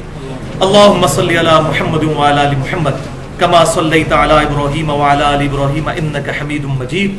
اللہم بارک علی محمد وعلی آل محمد کما بارکت علی ابراہیم وعلی آل ابراہیم انک حمید مجید. پوائنٹ نمبر 3, ان آیات اور احادیث کا بیان جو کہ انڈائریکٹ دلائل بنائے گئے حاضر و ناظر کے, اور اس میں انشاءاللہ گفتگو میں کنکلوڈ بھی کر دوں گا. ریفرنس نمبر 7 پر آ جائیے, پارہ نمبر 30 میں سورۃ الفیل کی آیت نمبر 1. اب یہ جو پچھلے دلائل تھے ان سے بھی زیادہ کمزور دلائل ہیں, لیکن مجبوری ہے بیان تو کرنا ہے.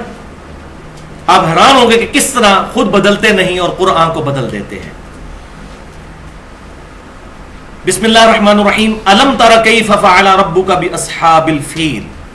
اے محبوب صلی اللہ علیہ وسلم کیا آپ نے نہیں دیکھا کہ ہم نے ہاتھی والوں کے ساتھ کیا سلوک کیا. یہ اس واقعے کی طرف اشارہ تھا جس سال آپ صلی اللہ علیہ وسلم کی پیدائش ہوئی, اس سال ابراہ نے خانہ کعبہ شریف کو شہید کرنے کی غرض سے حملہ کیا تھا. تو اللہ تعالیٰ کی طرف سے ابابیل کا لشکر آیا اور وہ ہلاک کر دیے گئے.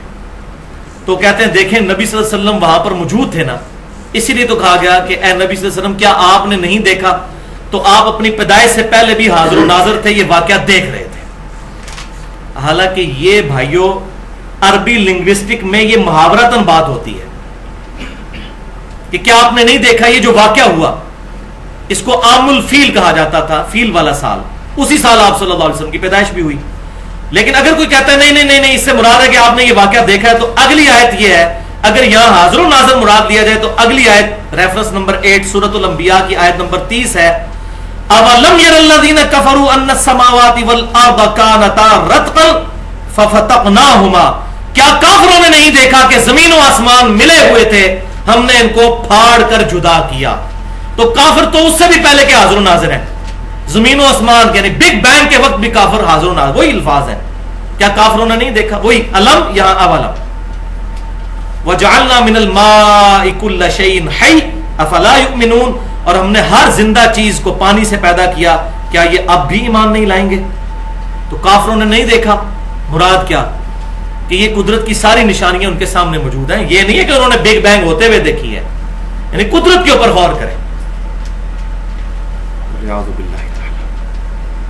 اس پہ میرا پورا لیکچر بھی ہے, who is Allah in the light of latest scientific facts, مسئلہ نمبر 60 کے نام سے اللہ کون ہے جدید سائنسی حقائق کی روشنی میں. اس میں اسی آیت کو میں نے بنیاد بنایا ہے, بیالوجی کے پوائنٹ آف ویو سے بھی اور اسٹرانومی بگ بینگ کے پوائنٹ آف ویو سے. اسی طرح ایک اور آیت مبارکہ وہ پیش کرتے ہیں, سورۃ البقرہ آیت نمبر 54. وَإِذْ قَالَ مُوسَى لِقَوْمِهِ. اور یاد کرو وہ وقت جب موسیٰ علیہ السلام نے اپنی قوم سے کہا تھا. یہ قرآن کا سٹائل ہے کہنے کا کہ وہ وقت یاد کرو. وہ کہتے ہیں نہیں جی, یاد اس کو کروایا جاتا ہے جو اس وقت موجود تھا. تو نبی صلی اللہ علیہ وسلم وہاں پر موجود تھے, اس لیے کہا جا رہا ہے کہ یاد کرو وہ وقت. بھائیو یہ اس لیے نہیں کہا جا رہا, یہ اس لیے کہا جا رہا ہے کہ نبی صلی اللہ علیہ وسلم کے ذریعے سے امت تک یہ پیغام پہنچایا جا رہا ہے موسیٰ علیہ السلام کے بارے میں جتنے واقعات بیان کر کے, کہ آپ صلی اللہ علیہ وسلم یہ واقعات امت تک پہنچائیں جو آپ کی نبوت پر دلیل بنیں گے کہ آپ کی پیدائش سے 2000 سال پہلے موسیٰ علیہ السلام اور ان کے ساتھیوں کے معاملات ہوئے, اور آپ کی پیدائش سے تقریباً 500 سال پہلے عیسیٰ علیہ السلام ان کی والدہ کے معاملات ہوئے, اور وہ واقعات بھی آپ بیان کر رہے ہیں حالانکہ آپ نے کہیں سے کوئی تعلیم نہیں حاصل کی, اللہ نے آپ کو سکھایا ہے. اس کے باوجود آپ اپنی پیدائش سے پہلے کے واقعات بھی بیان کر رہے ہیں. یہ اس بات کی دلیل ہے کہ آپ پر وحی نازل ہوتی ہے, خود نہیں جانتے وحی نازل ہوتی ہے. اور اس کی دلیل اگلی آیات سورہ ال عمران آیت نمبر 44 ریفرنس نمبر 10. ذالک من انباء الغیب نوحیہ الیک. اے محبوب صلی اللہ علیہ وسلم یہ غیب کی خبریں ہیں جو ہم آپ کی طرف وحی کرتے ہیں, آپ سے پیدائش کی پہلے کی باتیں. وما كنت لديهم اذ يلقون اقلامهم ايهم يكفل مریم. اور اے محبوب صلی اللہ علیہ وسلم جب سیدہ مریم کی کفالت کے لیے قرعہ اندازی کی جا رہی تھی پانی میں کلمے ڈال کر کہ کون مریم کی کفالت کرتا ہے، اس وقت آپ وہاں پر موجود نہیں تھے. اس کی ڈیٹیل تورات میں ملتی ہے ہمیں، تورات میں نہیں، انجیل کے اندر. ظاہر ہے تورات میں تو ہو بھی نہیں سکتی کہ عیسیٰ علیہ السلام کی جو والدہ تھیں ان کی کفالت کے لیے اختلاف پیدا ہوا. اس وقت چیف پریسٹ جو تھے ہیکل سلیمانی کے جو بڑے کاہن تھے وہ سیدنا زکریا علیہ السلام تھے، ٹیمپل آف سلیمان کے. تو انہوں نے ان پر اللہ تعالیٰ نے یہ وحی کی کہ آپ قرآن اندازی کریں کہ پانی کے بہاؤ پر کلمے رکھیں، جس کی قلم پانی کے بہاؤ کے اپوزٹ چلنا شروع کر دے گی. یہ تو بڑا ناممکن سی بات ہے، وہ تو پانی کے ساتھ ہی قلم بہ جائے گی. تو جس کی اپوزٹ چلے گی نا تو وہ کفالت کرے گا سیدہ مریم کی. تو سیدنا زکریا علیہ السلام کی اپوزٹ چلنا شروع ہو گئی تھی، تو وہ خالو بھی تھے سیدہ مریم کے، ان کے حصے میں یہ معاملہ آیا کہ انہوں نے کفالت کی سیدہ مریم کی. تو اس کی طرف اشارہ ہو رہا ہے کہ اے نبی صلی اللہ علیہ وسلم جب وہ کلمے ڈال رہے تھے آپ تو وہاں موجود نہیں تھے. وما كنت لديهم اذ يختصمون، اور نہ آپ اس وقت وہاں موجود تھے جب ان میں جھگڑا ہو رہا تھا. کیا مراد؟ کہ آپ موجود نہیں تھے تب بھی آپ یہ باتیں بیان کر رہے ہیں وحی کی وجہ سے. یہ آپ کی نبوت کی دلیل ہے. اب اللہ تعالیٰ کہہ رہا ہے کہ موجود نہیں تھے. جب ہم یہ آیت پیش کرتے ہیں تو مفتی احمد جان نعیمی صاحب نے جال حق میں اس کا جواب بھی دے دیا ہے. انہوں نے کہا جی اس میں لکھا ہوا ہے کہ موجود نہیں تھے، یہ تو نہیں لکھا ہوا کہ وہاں پر شاہد نہیں تھے. موجود کہیں اور تھے لیکن دور سے دیکھ رہے تھے، جیسا کہ آج قبر انور میں رہتے ہوئے ہمیں دیکھ رہے ہیں. اور دیو جی جواب کہتے ہیں تو موجود کی نفی ہے، حاضر کی نفی ہے، ناظر کی نفی نہیں ہے. واقعی جو انہوں نے فٹ ان کیا اس کے مطابق ان کی بات بالکل ٹھیک ہے کہ حاضر کی نفی ہے، ناظر کی نہیں ہے. تو میں بڑا عرصہ پریشان رہا کہ کوئی آیت ایسی ملے جس میں حاضر و ناظر دونوں کی نفی ہو، یعنی موجود ہونے کے بھی اور دیکھنے کی بھی. اور وہ اللہ تعالیٰ نے آیت ڈالی ہوئی ہے. اللہ نے اس کتاب کی حفاظت کرنی ہے. اگلی آیت سورۃ القصص کی آیت نمبر 44 ریفرنس نمبر 11. وما كنت بجانب الغربی، اے محبوب صلی اللہ علیہ وسلم آپ کوہ طور کی مغربی جانب موجود نہیں تھے. اذ قضینا الی موسی الامر، جبکہ ہم نے موسیٰ علیہ السلام کی طرف اپنا حکم نازل فرمایا. اب وہ پتہ چل گیا وہ کیا تھا. وَإِذْ قَالَ مُوسَىٰ، تو موسیٰ علیہ السلام کی طرف جب ہم نے وحی بھیجی تو اے نبی آپ تو کوہ طور پر وہاں موجود نہیں تھے. وَمَا كُنْتَ مِنَ الشَّاهِدِينَ، اور نہ ہی آپ گواہوں میں شامل تھے، نہ ہی آپ ناظر تھے. کیا مطلب؟ وَمَا كُنْتَ، نہ تو آپ حاضر تھے، وَمَا كُنْتَ مِنَ الشَّاهِدِينَ، اور نہ ہی آپ ناظر تھے. اب آپ سوچ رہے ہوں گے اس آیت کا تو جواب دیا ہی نہیں جا سکتا. واقعی نہیں دیا جا سکتا. اس کا جواب دینے کے لیے انسان کو اپنے ایمان سے ہاتھ دھونا پڑے گا، اور وہی کیا مفتی احمد یار خان نعیمی صاحب نے کہ انہوں نے آیت آدھی لکھی، وما کنت من الشاہدین لکھے ہی نہیں جال حق کے اندر، اور جواب دیا کہ اس میں تو یہ لکھا ہوا کہ حضور وہاں موجود نہیں تھے. یہ کہاں لکھا ہوا کہ حضور شاہد بھی نہیں تھے؟ استغفر اللہ واتوب الیہ، لعنت اللہ علی الکاذبین. ایک آیت کا آدھا ٹکڑا لکھنا، افتؤمنون ببعض الکتاب وتکفرون ببعض، کتاب کے کچھ حصے پر ایمان لاتے ہو، کچھ کو چھوڑ دیتے ہو. اب جواب لکھتے ہوئے اس کو نہیں نظر آ رہا تھا کہ یہ آدھی لین کی یہ آیت ہے، میں آدھی لکھ رہا ہوں. پھر جواب بھی ایسا لکھا کہ جس کے بعد حسن ظن قائم ہی نہیں رہ سکتا کہ ان کو آیت پتہ نہیں چلی ہوگی، اس کے اپوزٹ بات لکھی. اور احمد بریلوی صاحب کے بھی کان کھڑے ہو گئے اس موقع پر، یہ تو سارا بیڑا غرق ہو جائے گا. پہلے تو فرق کر دیتے تھے شاہد اور شہید کا، ہم نے تو شاہد کا ترجمہ کیا ہے، شہید کا جو ہے وہ گواہی ہے، شاہد کا مطلب حاضر و ناظر ہے. اب یہاں پر شاہد تھا لفظ، شہید نہیں تھا. وما کنت من الشاہدین، یہاں تو ان کو ترجمہ کرنا پڑنا تھا حاضر و ناظر والا. لیکن آپ حیران ہوں گے کہ کس درجے پر انہوں نے خیانت کی. انہوں نے ترجمہ کیا اس کا، اے نبی صلی اللہ علیہ وسلم نہ تو آپ وہاں پر موجود تھے اور نہ وہاں پر حاضر تھے. شاہد کا ترجمہ حاضر کر دیا، ناظر نہیں کیا. پیچھے سارا حاضر و ناظر کرتے آئے ہیں. اب یہاں ترجمہ کیا بنتا تھا؟ نہ آپ حاضر تھے نہ ناظر تھے. تو انہوں نے دونوں ہی ایک ترجمہ کر دیا، نہ تو آپ موجود تھے نہ حاضر تھے. آپ دیکھیں اتنے بڑے بڑے علماء، یہ دیکھ لیں، وَلِعَاذُ بِاللَّهِ تَعَالَى بس وہ ایک بہت بڑے عالم اسلام آباد میں، ان کی بات مجھے بڑی پسند ہے، وہ کہتے ہیں کہ بیٹا دعا کیا کرو کہ گیئر الٹا نہ لگ جائے. جس کا گیئر ایک دفعہ الٹا لگ جائے نا تو پھر جتنا ایکسلریٹر دیتا ہے گاڑی پیچھے ہی جاتی ہے. الٹا گیئر جب بندے کا لگ جائے نا پھر اس قسم کے رزلٹ انسان سے نکلتے ہیں، والعیاذ باللہ تعالی. لیکن میں پھر وہی بات کروں گا کہ احمد بریلوی صاحب کو اگر تختہ مشق بنانا ہے، پھر بریلوی دیوبندی اہل حدیث کی عوام اور علماء اپنے بزرگوں کو بھی تختہ مشق بنائیں. رشید احمد گنگوئی صاحب کو بھی، اور شاہ عبداللہ محدث دہلوی کو بھی، شاہ عبدالعزیز محدث دہلوی کو بھی، اور شبیر احمد عثمانی صاحب کو بھی، سب کو ایک کٹہرے میں. تو بھائیو یہاں پر یہ بات بھی یاد رکھیے کہ علم الغیب سے متعلق میں آلریڈی گفتگو کر چکا ہوں 88 منٹ کی، مسئلہ نمبر 6A، اور وہاں پر میں نے یہ بالکل کھول کر بات بیان کی تھی کہ اللہ تعالیٰ جب بھی چاہتا ہے اپنے پیغمبروں کو ان کی پیدائش سے پہلے کے واقعات، ان کی زندگی کے واقعات اور مستقبل کے قیامت تک آنے والے واقعات کی خبر دے دیتا ہے. اور وہی غیبی خبریں ہوتی ہیں، اور وہی پیغمبر کے پاس علم الغیب ہوتا ہے.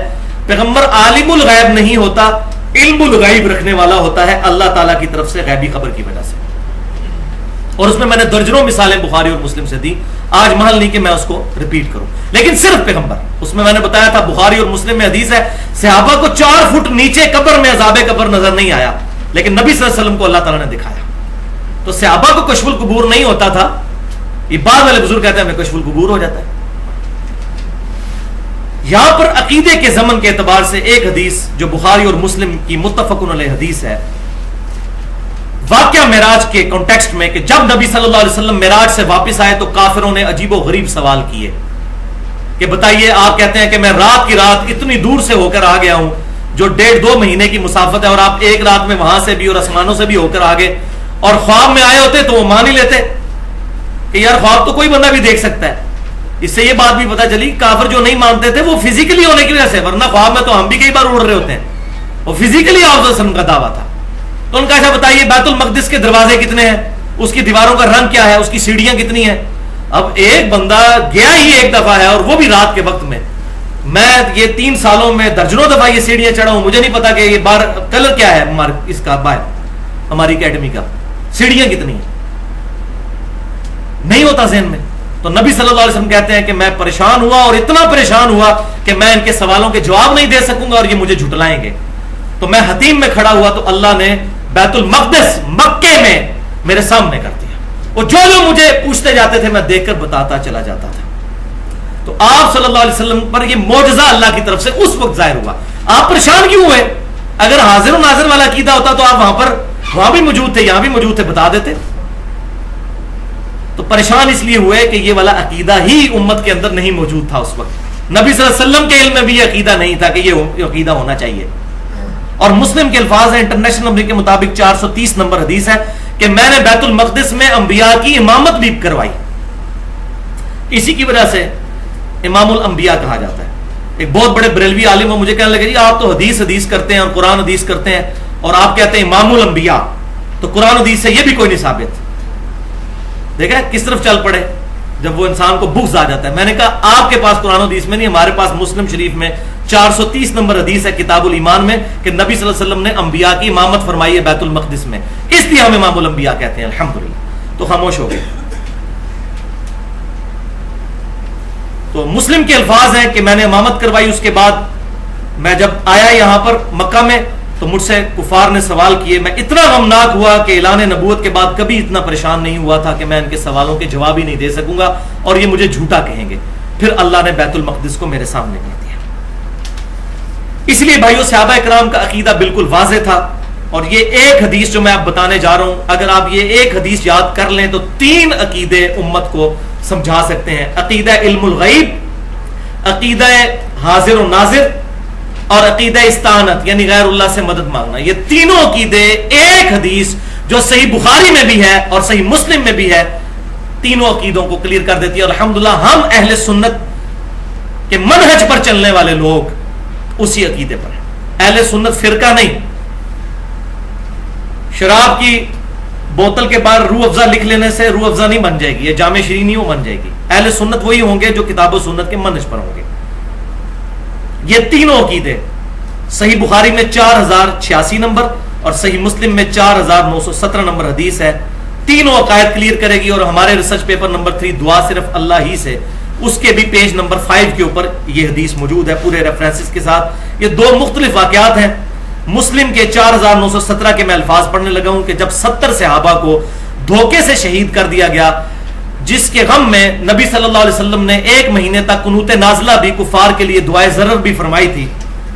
جب ان کو دھوکے سے شہید کیا گیا تو آپ صلی اللہ علیہ وسلم مدینہ شریف میں تھے اور دوسری جگہ پر ان کو شہید کیا گیا تو آپ صلی اللہ علیہ وسلم غمناک حالت میں وہاں بیٹھے ہوئے تھے اور فرمایا کہ ابھی ابھی جبرائیل علیہ السلام میرے پاس آئے، انہوں نے اللہ کی طرف سے مجھے یہ اطلاع دی ہے کہ تمہارے ساتھیوں کو دھوکے سے شہید کر دیا گیا. 70 حضور کے ٹیلنٹڈ اسٹوڈنٹ اصحاب صفہ میں سے جو حضور نے تعلیم کے لیے بھیجے، اور انہوں نے شہادت کے وقت تمہارے رب کے حضور یوں دعا کی، اللہم بلغ عنا نبینا، اے رب ہمارے نبی تک ہمارا پیغام پہنچا دے.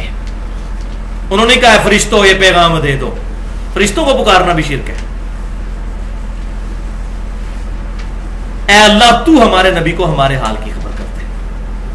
اللہ نے اذن دیا ہو تب بھی پکارنا شرک ہے. حضرت میکائیل علیہ السلام اور فرشتوں کو اذن ہے نا بارش برسانے کا اللہ کی طرف سے، تو ہم کیا کہیں گے میکائیل بارش برسا دو کہ گرمی کا موسم قریب آ رہا ہے؟ نہیں. اے رب ہمارے نبی کو ہمارے حال کی خبر کر دے، انا قد لقینک فرضینا عنک، کہ ہم بے شک تجھ سے مل چکے اس حال میں کہ ہم اپنے رب سے راضی ہیں، ورضیت عنا، اور اے ہمارے رب تو ہم سے راضی ہے. ہمارے نبی تک یہ پیغام پہنچا دے. اور حضور صلی اللہ علیہ وسلم وہاں اشک بار آنکھوں کے ساتھ اپنے صحابہ کو بتا رہے ہیں کہ تمہارے ساتھیوں نے یہ دعا کی.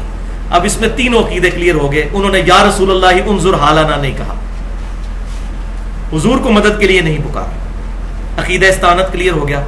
ان کا یہ بھی عقیدہ نہیں تھا کہ نبی صلی اللہ علیہ وسلم ہر وقت ہر چیز کو دیکھ رہے ہیں اور یہاں پہ بھی موجود ہے حاضر و ناظر، وہ بھی عقیدہ. اور علم الغیب کے حوالے سے بھی ان کا عقیدہ کلیئر ہوا کہ اے اللہ تو ہمارے نبی کو خبر کر دینا، تیرے بتائے بغیر ہمارے نبی تک یہ خبر نہیں پہنچے گی. اور انہوں نے یہ بھی نہیں کہا جبرائیل ہمارے نبی کو خبر کر دینا، لہذا فرشتوں کو بھی نہیں پکارا. جبرائیل جب دنیا میں آ رہے تھے اس وقت بھی نہیں پکارا. اب رہا مسئلہ رسول اللہ صلی اللہ علیہ وسلم کی دنیاوی زندگی کے بعد آج کی جو زندگی ہے، قبر مبارک اور جنت کی برزخی زندگی، کیا ہم اس زندگی میں اللہ تعالیٰ کو یہ کہہ سکتے ہیں کہ اے اللہ ہمارے نبی تک ہماری خبر پہنچا دے؟ تو بھائیو اس کا کوئی ثبوت موجود نہیں سوائے ایک چیز کے، اور وہ کیا ہے؟ درود شریف. اور وہ ہم کہتے ہیں اللہم صلی علی محمد وعلی آل محمد کما صلیت علی ابراہیم وعلی آل ابراہیم انک حمید مجید. اللہم بارک علی محمد وعلی آل محمد کما بارکت علی ابراہیم وعلی آل ابراہیم انک حمید مجید. درود شریف ہمارا پہنچتا ہے. میں کتنی احادیث بتا چکا اسی لیکچر میں پوائنٹ نمبر 2 کے اندر. درود و سلام پہنچتا ہے، السلام علیکم ایھا النبی پہنچتا ہے، بس اس کے علاوہ کچھ اور نہیں پہنچا سکتے. بلکہ صحیح بخاری میں انٹرنیشنل نمبر کے مطابق 1010 نمبر حدیث جو ہمارے ریسرچ پیپر نمبر 1 رسول اللہ کی آخری وصیت ہے اس میں بھی لکھی ہوئی ہے کہ سیدنا عمر فاروق رضی اللہ تعالیٰ عنہ کے مبارک دور میں جب قحط سالی ہوتی تو عباس بن عبد المطلب کو وہ لے کر آتے اور کہتے اے اللہ جب تک تیرے نبی ہم میں موجود تھے ہم ان کو تیری بارگاہ میں پیش کرتے تھے، ان کی دعا کی برکت سے تو ہم پر بارش نازل فرما دیتا تھا. اب آپ صلی اللہ علیہ وسلم کی وفات کے بعد ہم آپ صلی اللہ علیہ وسلم کے چچا کو لے کر آئے ہیں، اے اللہ ہم پر بارش نازل فرما. وہ چچا دعا کرتے تو بارش نازل ہو جاتی.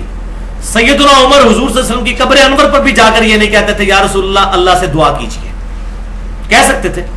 حالانکہ حضرت عمر وہ ہیں جو بخاری میں حدیث ہے کہ سیدنا عمر کے مشورے پر نبی صلی اللہ علیہ وسلم نے اپنی مبارک انگلیاں پیالے میں رکھی تھی اور پانی کے چشمے جاری ہوئے تھے، لیکن انہوں نے نہیں کہا یا رسول اللہ صلی اللہ علیہ وسلم قبر انور سے ہاتھ باہر نکالیے، پانی کا میں پیالہ لے کر اس میں ہاتھ رکھیے تاکہ چشمے جاری ہو جائیں، جیسا کہ شیخ زکریا صاحب نے فضائل حاج میں لکھا اور الیاس قادری صاحب نے فضائل سنت میں کہ 555 ہجری میں شیخ احمد رفائی کے لیے نبی صلی اللہ علیہ وسلم نے 90,000 لوگوں کی موجودگی میں اپنا ہاتھ مبارک باہر نکال دیا.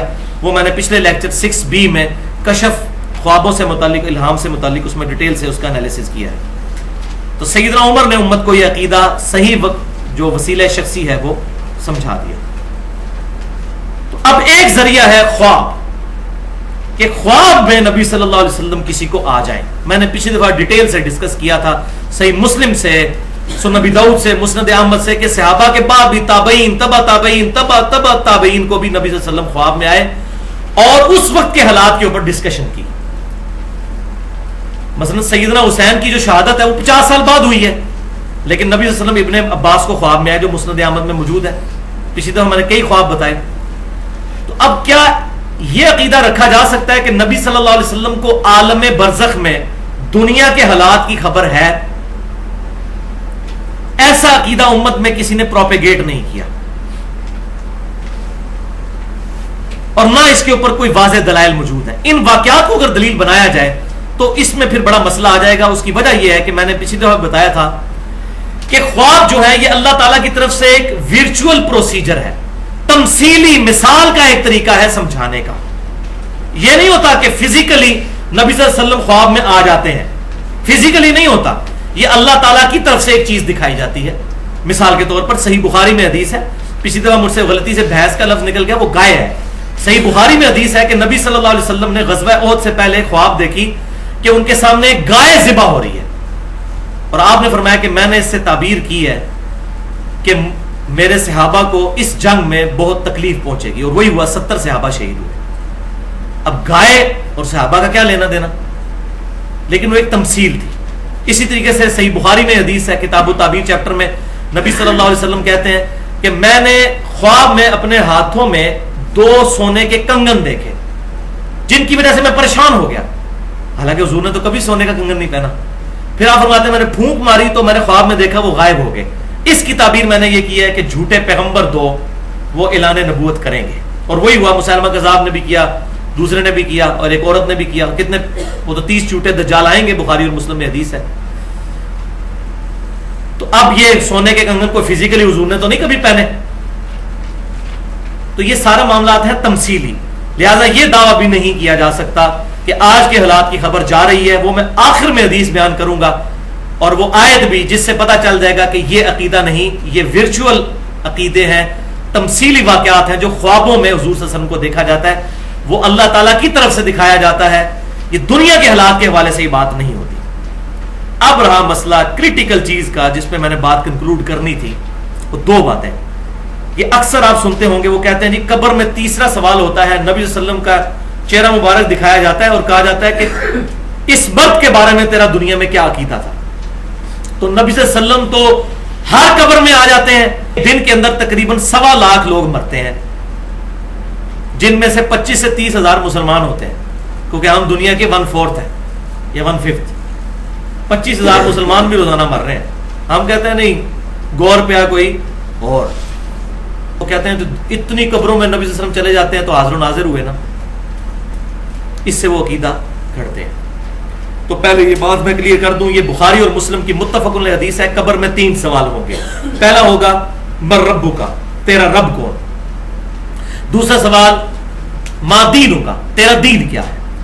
اور تیسرا سوال ہوگا ما کنت تقول فی حق ھذا الرجل، اس مرد کے بارے میں تو دنیا میں کیا کہا کرتا تھا، کیا عقیدہ رکھتا تھا. اس میں یہ نہیں موجود کہ وہ نبی صلی اللہ علیہ وسلم سامنے موجود ہوتے ہیں، وہ کہتے ہیں یہ سامنے جو کھڑے ہوئے ہیں جو موجود ہیں. نہیں، وہ آگے پھر خود ضرب تقسیمیں لگا لیتے ہیں نا. وہ کہتے ہیں جی لفظ آیا ہاذا، اور ہاذا ہوتا ہے موجود کے لیے. تو نبی صلی اللہ علیہ وسلم قبر میں موجود ہوتے ہیں. تو بھائیو اگر یہ عقیدہ مان لیا جائے تو عربی لنگوسٹک کا جنازہ نکل جائے گا، کیونکہ عربی لنگوسٹک میں ہاذا 3rd پرسن کے لیے بھی استعمال ہوتا ہے، ہمیشہ 2nd پرسن کے لیے نہیں، 3rd پرسن کے لیے بھی. اور بخاری اور مسلم میں حدیث ہے کہ ابو سفیان رضی اللہ تعالیٰ عنہ، بعد میں تو مسلمان ہو گئے، جب یہ رومن امپائر میں گئے تو کیسر روم نے ان کو بلا کر پوچھا، اور اس میں اس نے لفظ استعمال کیے کہ حاضر رجل کے لفظ استعمال کیے کہ یہ مرد جس نے مکے میں دعویٰ کیا ہے نبوت کا، اس کے بارے میں تم کیا جانتے ہو، تم قریبی رشتہ دار ہو. تو کیا نبی صلی اللہ علیہ وسلم اس وقت روم میں موجود تھے؟ آپ کا تذکرہ ہو رہا تھا تو سننے والے کو پتا تھا ہاذا سے مراد یہ 3rd پرسن ہے. تو یہ بخاری اور مسلم میں ہاذا کا صیغہ موجود ہے، جو واضح ثبوت ہے کہ 3rd پرسن کے لیے بھی استعمال ہوتا ہے. جواب پر ہی غور کر لیں، جواب میں بھی ہونا چاہیے تھا ہاذا محمد رسول اللہ، لیکن بخاری مسلم اٹھا کر دیکھیں، وہ مردہ جو مومن ہوتا ہے وہ کہتا ہے ہوا محمد الرسول اللہ صلی اللہ علیہ وسلم، وہ تو اللہ کے رسول محمد صلی اللہ علیہ وسلم ہے. اب وہ پاسٹ ٹینس وہ بات کر رہے ہیں غائب کے سیگے میں، ہوا، حاضر کا سیگا نہیں ہے یہ. تو جواب ہی بتا رہا ہے کہ اس کی طرف اشارہ. اور بخاری میں ایک روایت جو ہے 1347 اس میں آگے الفاظ ہیں کہ نبی صلی اللہ علیہ وسلم کا نام بھی فرشتہ لیتا ہے کہ وہ رجل محمد جو تھے صلی اللہ علیہ وسلم، ان کے بارے میں تیرا کیا عقیدہ ہے. پھر بھی کسی کی تسلی نہ ہو تو مفتی احمد یار خان نعیمی صاحب جال میں لکھتے ہیں کہ جب اس کو کہا جاتا ہے کہ اس مرد کے بارے میں تیرا کیا عقیدہ ہے تو مردے کو پوچھنا چاہیے نا کہ کون سا مرد. اگر سامنے نہ ہو تو وہ پوچھے جی کیڑے دی گل کر رہے ہو، کس بندے دی گل کر رہے ہو، کس بندے کی بات کر رہے ہو. تو مردہ تو کوئی نہیں پوچھتا کس بندے کی، اس کا مطلب ہے وہ سامنے بندہ موجود ہوتا ہے. تو یہ اشارتاً بات نہیں ہو رہی ہوتی. For the sake of argument agree. تو مفتی صاحب کو پتہ نہیں کہ اس حدیث کے ایک طرق نہیں ہے.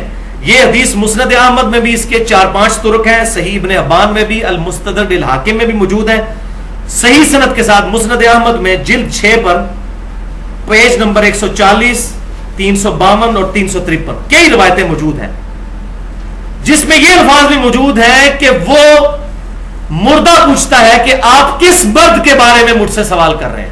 مفتی صاحب کا سوال حل ہو گیا نا. وہ کہتے ہیں مردہ پوچھتا کیوں نہیں، تو جی پوچھ لیا مردے نے. کتنی حدیثوں کے ریفرنس.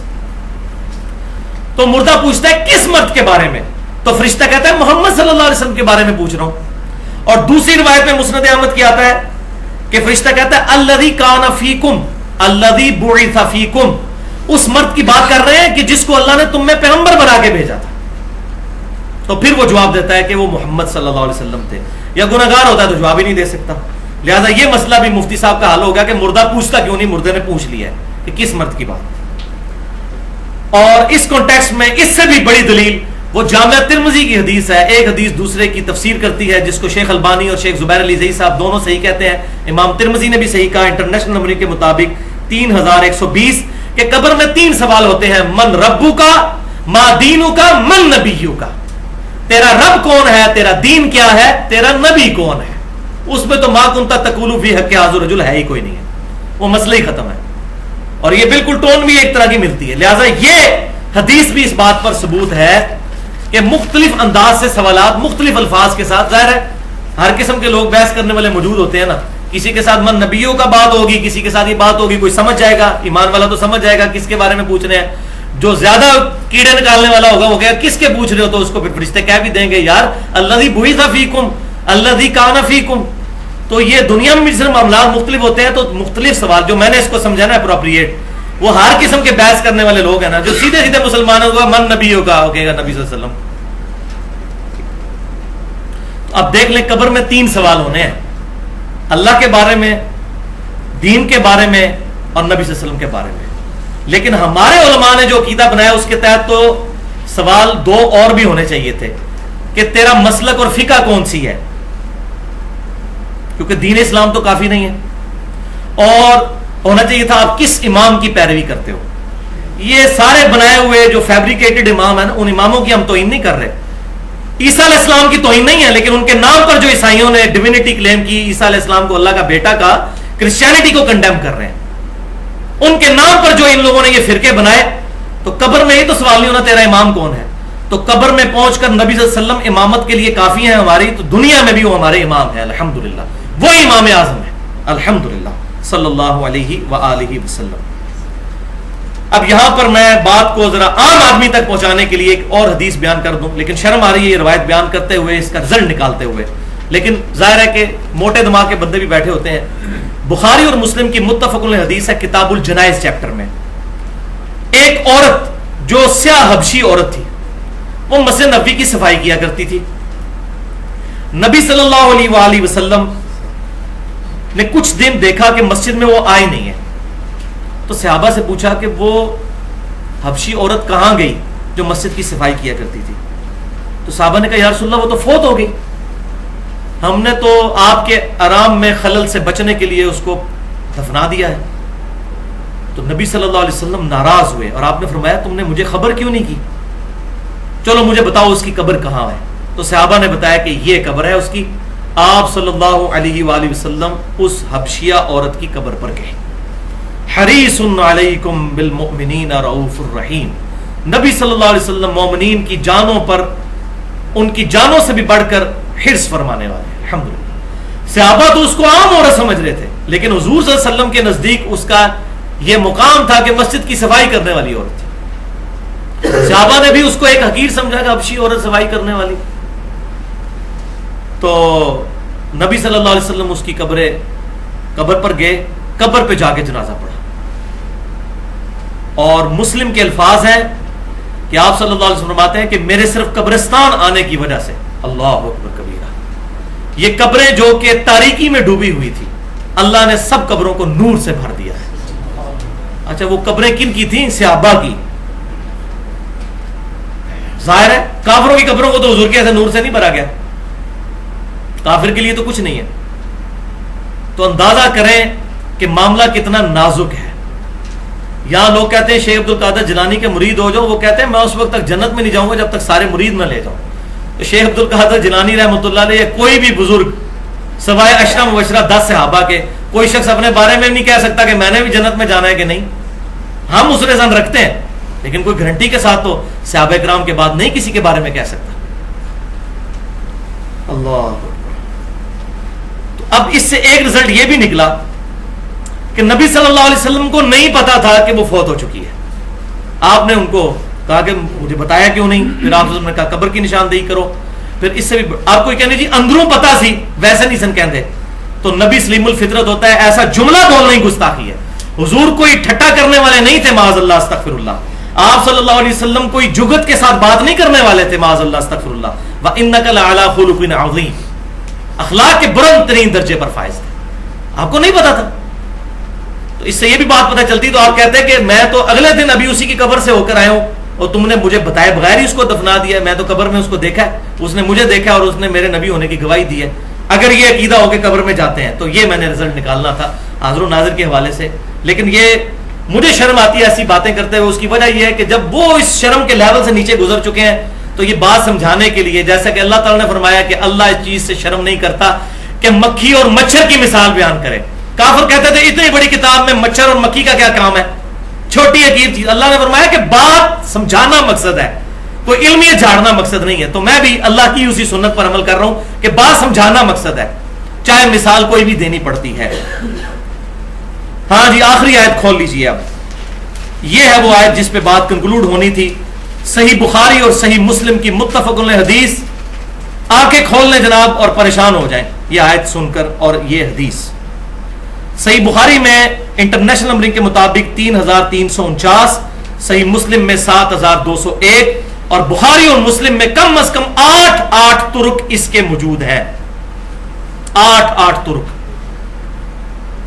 حوض کوثر والے چیپٹر میں کہ نبی صلی اللہ علیہ وسلم کہتے ہیں کہ میرے حوض کوثر پر قیامت والے دن کچھ لوگوں کو لایا جائے گا جن کو میں پہچانتا ہوں، اور کچھ روایتوں میں ہے کہ کچھ میرے جاننے والے لوگوں کو دوزخ کی طرف فرشتے گھسیٹ رہے ہوں گے۔ میں کہوں گا اصحابی اصحابی، یہ میرے صحابہ ہیں، یہ میرے صحابہ ہیں۔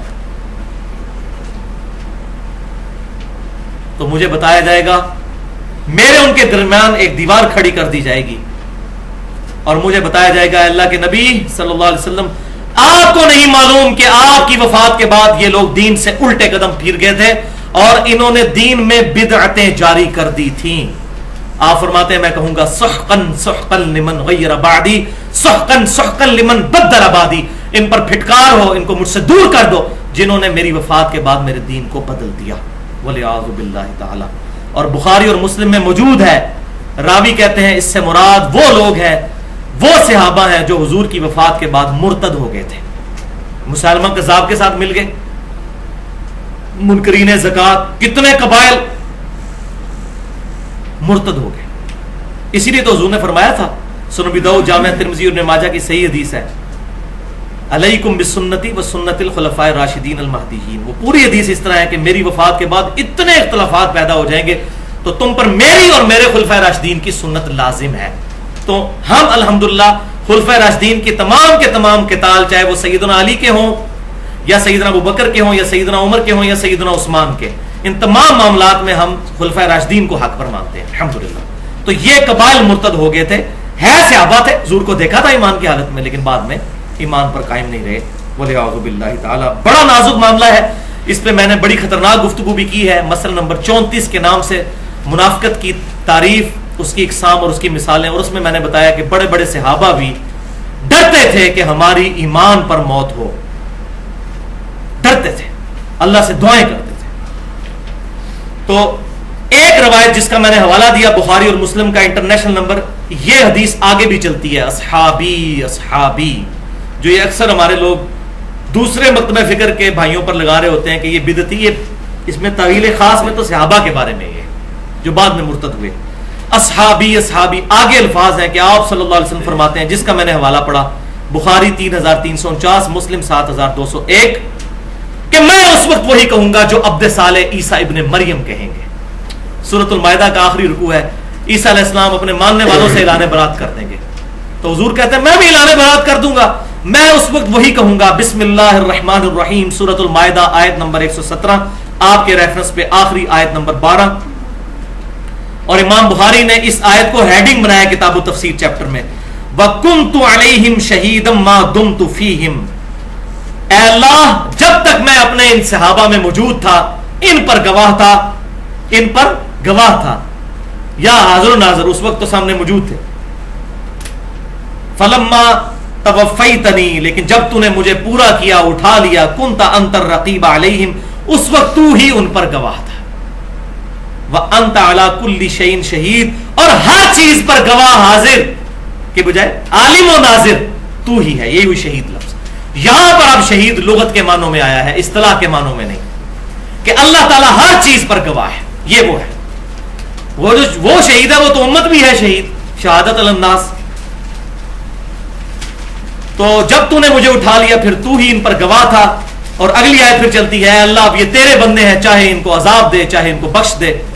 तो अल्लाह ताला फरमाएगा, आज का दिन वो है जिस दिन सच्चों को सच्चा अकीदा नफा देगा, बख्शिश कोई नहीं है जिसने नबी सल्लल्लाहु अलैहि वसल्लम की मुखालफत पर अकायद खड़े। इस हदीस के साथ बुखारी और मुस्लिम में मशहूर ताबी जो ये हदीस रवायत करते थे, अब्दुल्ला बिन अबी मुलैका रहमतुल्लाह अलैह, वो कहा करते थे, और वही हमारी आखिर में दुआ है। इसी हदीस बुखारी और मुस्लिम में, ये देखें कैसी करामत हुई है, ये आखिर में दुआ भी वही आ रही है। बुखारी और मुस्लिम की यही अस्हाबी अस्हाबी वाली हदीस के एंड पे दुआ है। अब्दुल्ला इब्न अबी मुलैका कहते हैं, ऐ अल्लाह हम तुझसे दुआ करते हैं कि तेरे नबी की वफात के बाद उनके दीन से उल्टे कदम ना फिरें, आमीन। अल्लाह ताला से दुआ है, जो हक बात मैंने कही अल्लाह ताला हमारे दिलों में रासिख फरमाए। अगर जज्बात में मेरे मुंह से कोई गलत बात निकल गई तो अल्लाह ताला हमारे दिलों से माफ कर दे, हमें किताब व सुन्नत की तालीमात पर अमल करके दूसरे भाइयों तक पहुंचाने की तौफीक अता फरमाए। सुब्हानक अल्लाहुम्मा व बिहम्दिका अशहदु अल्ला इलाहा इल्ला अंता अस्तगफिरुका व अतूबु इलैक व मा अलैना इल्लल बलागुल मुबीन।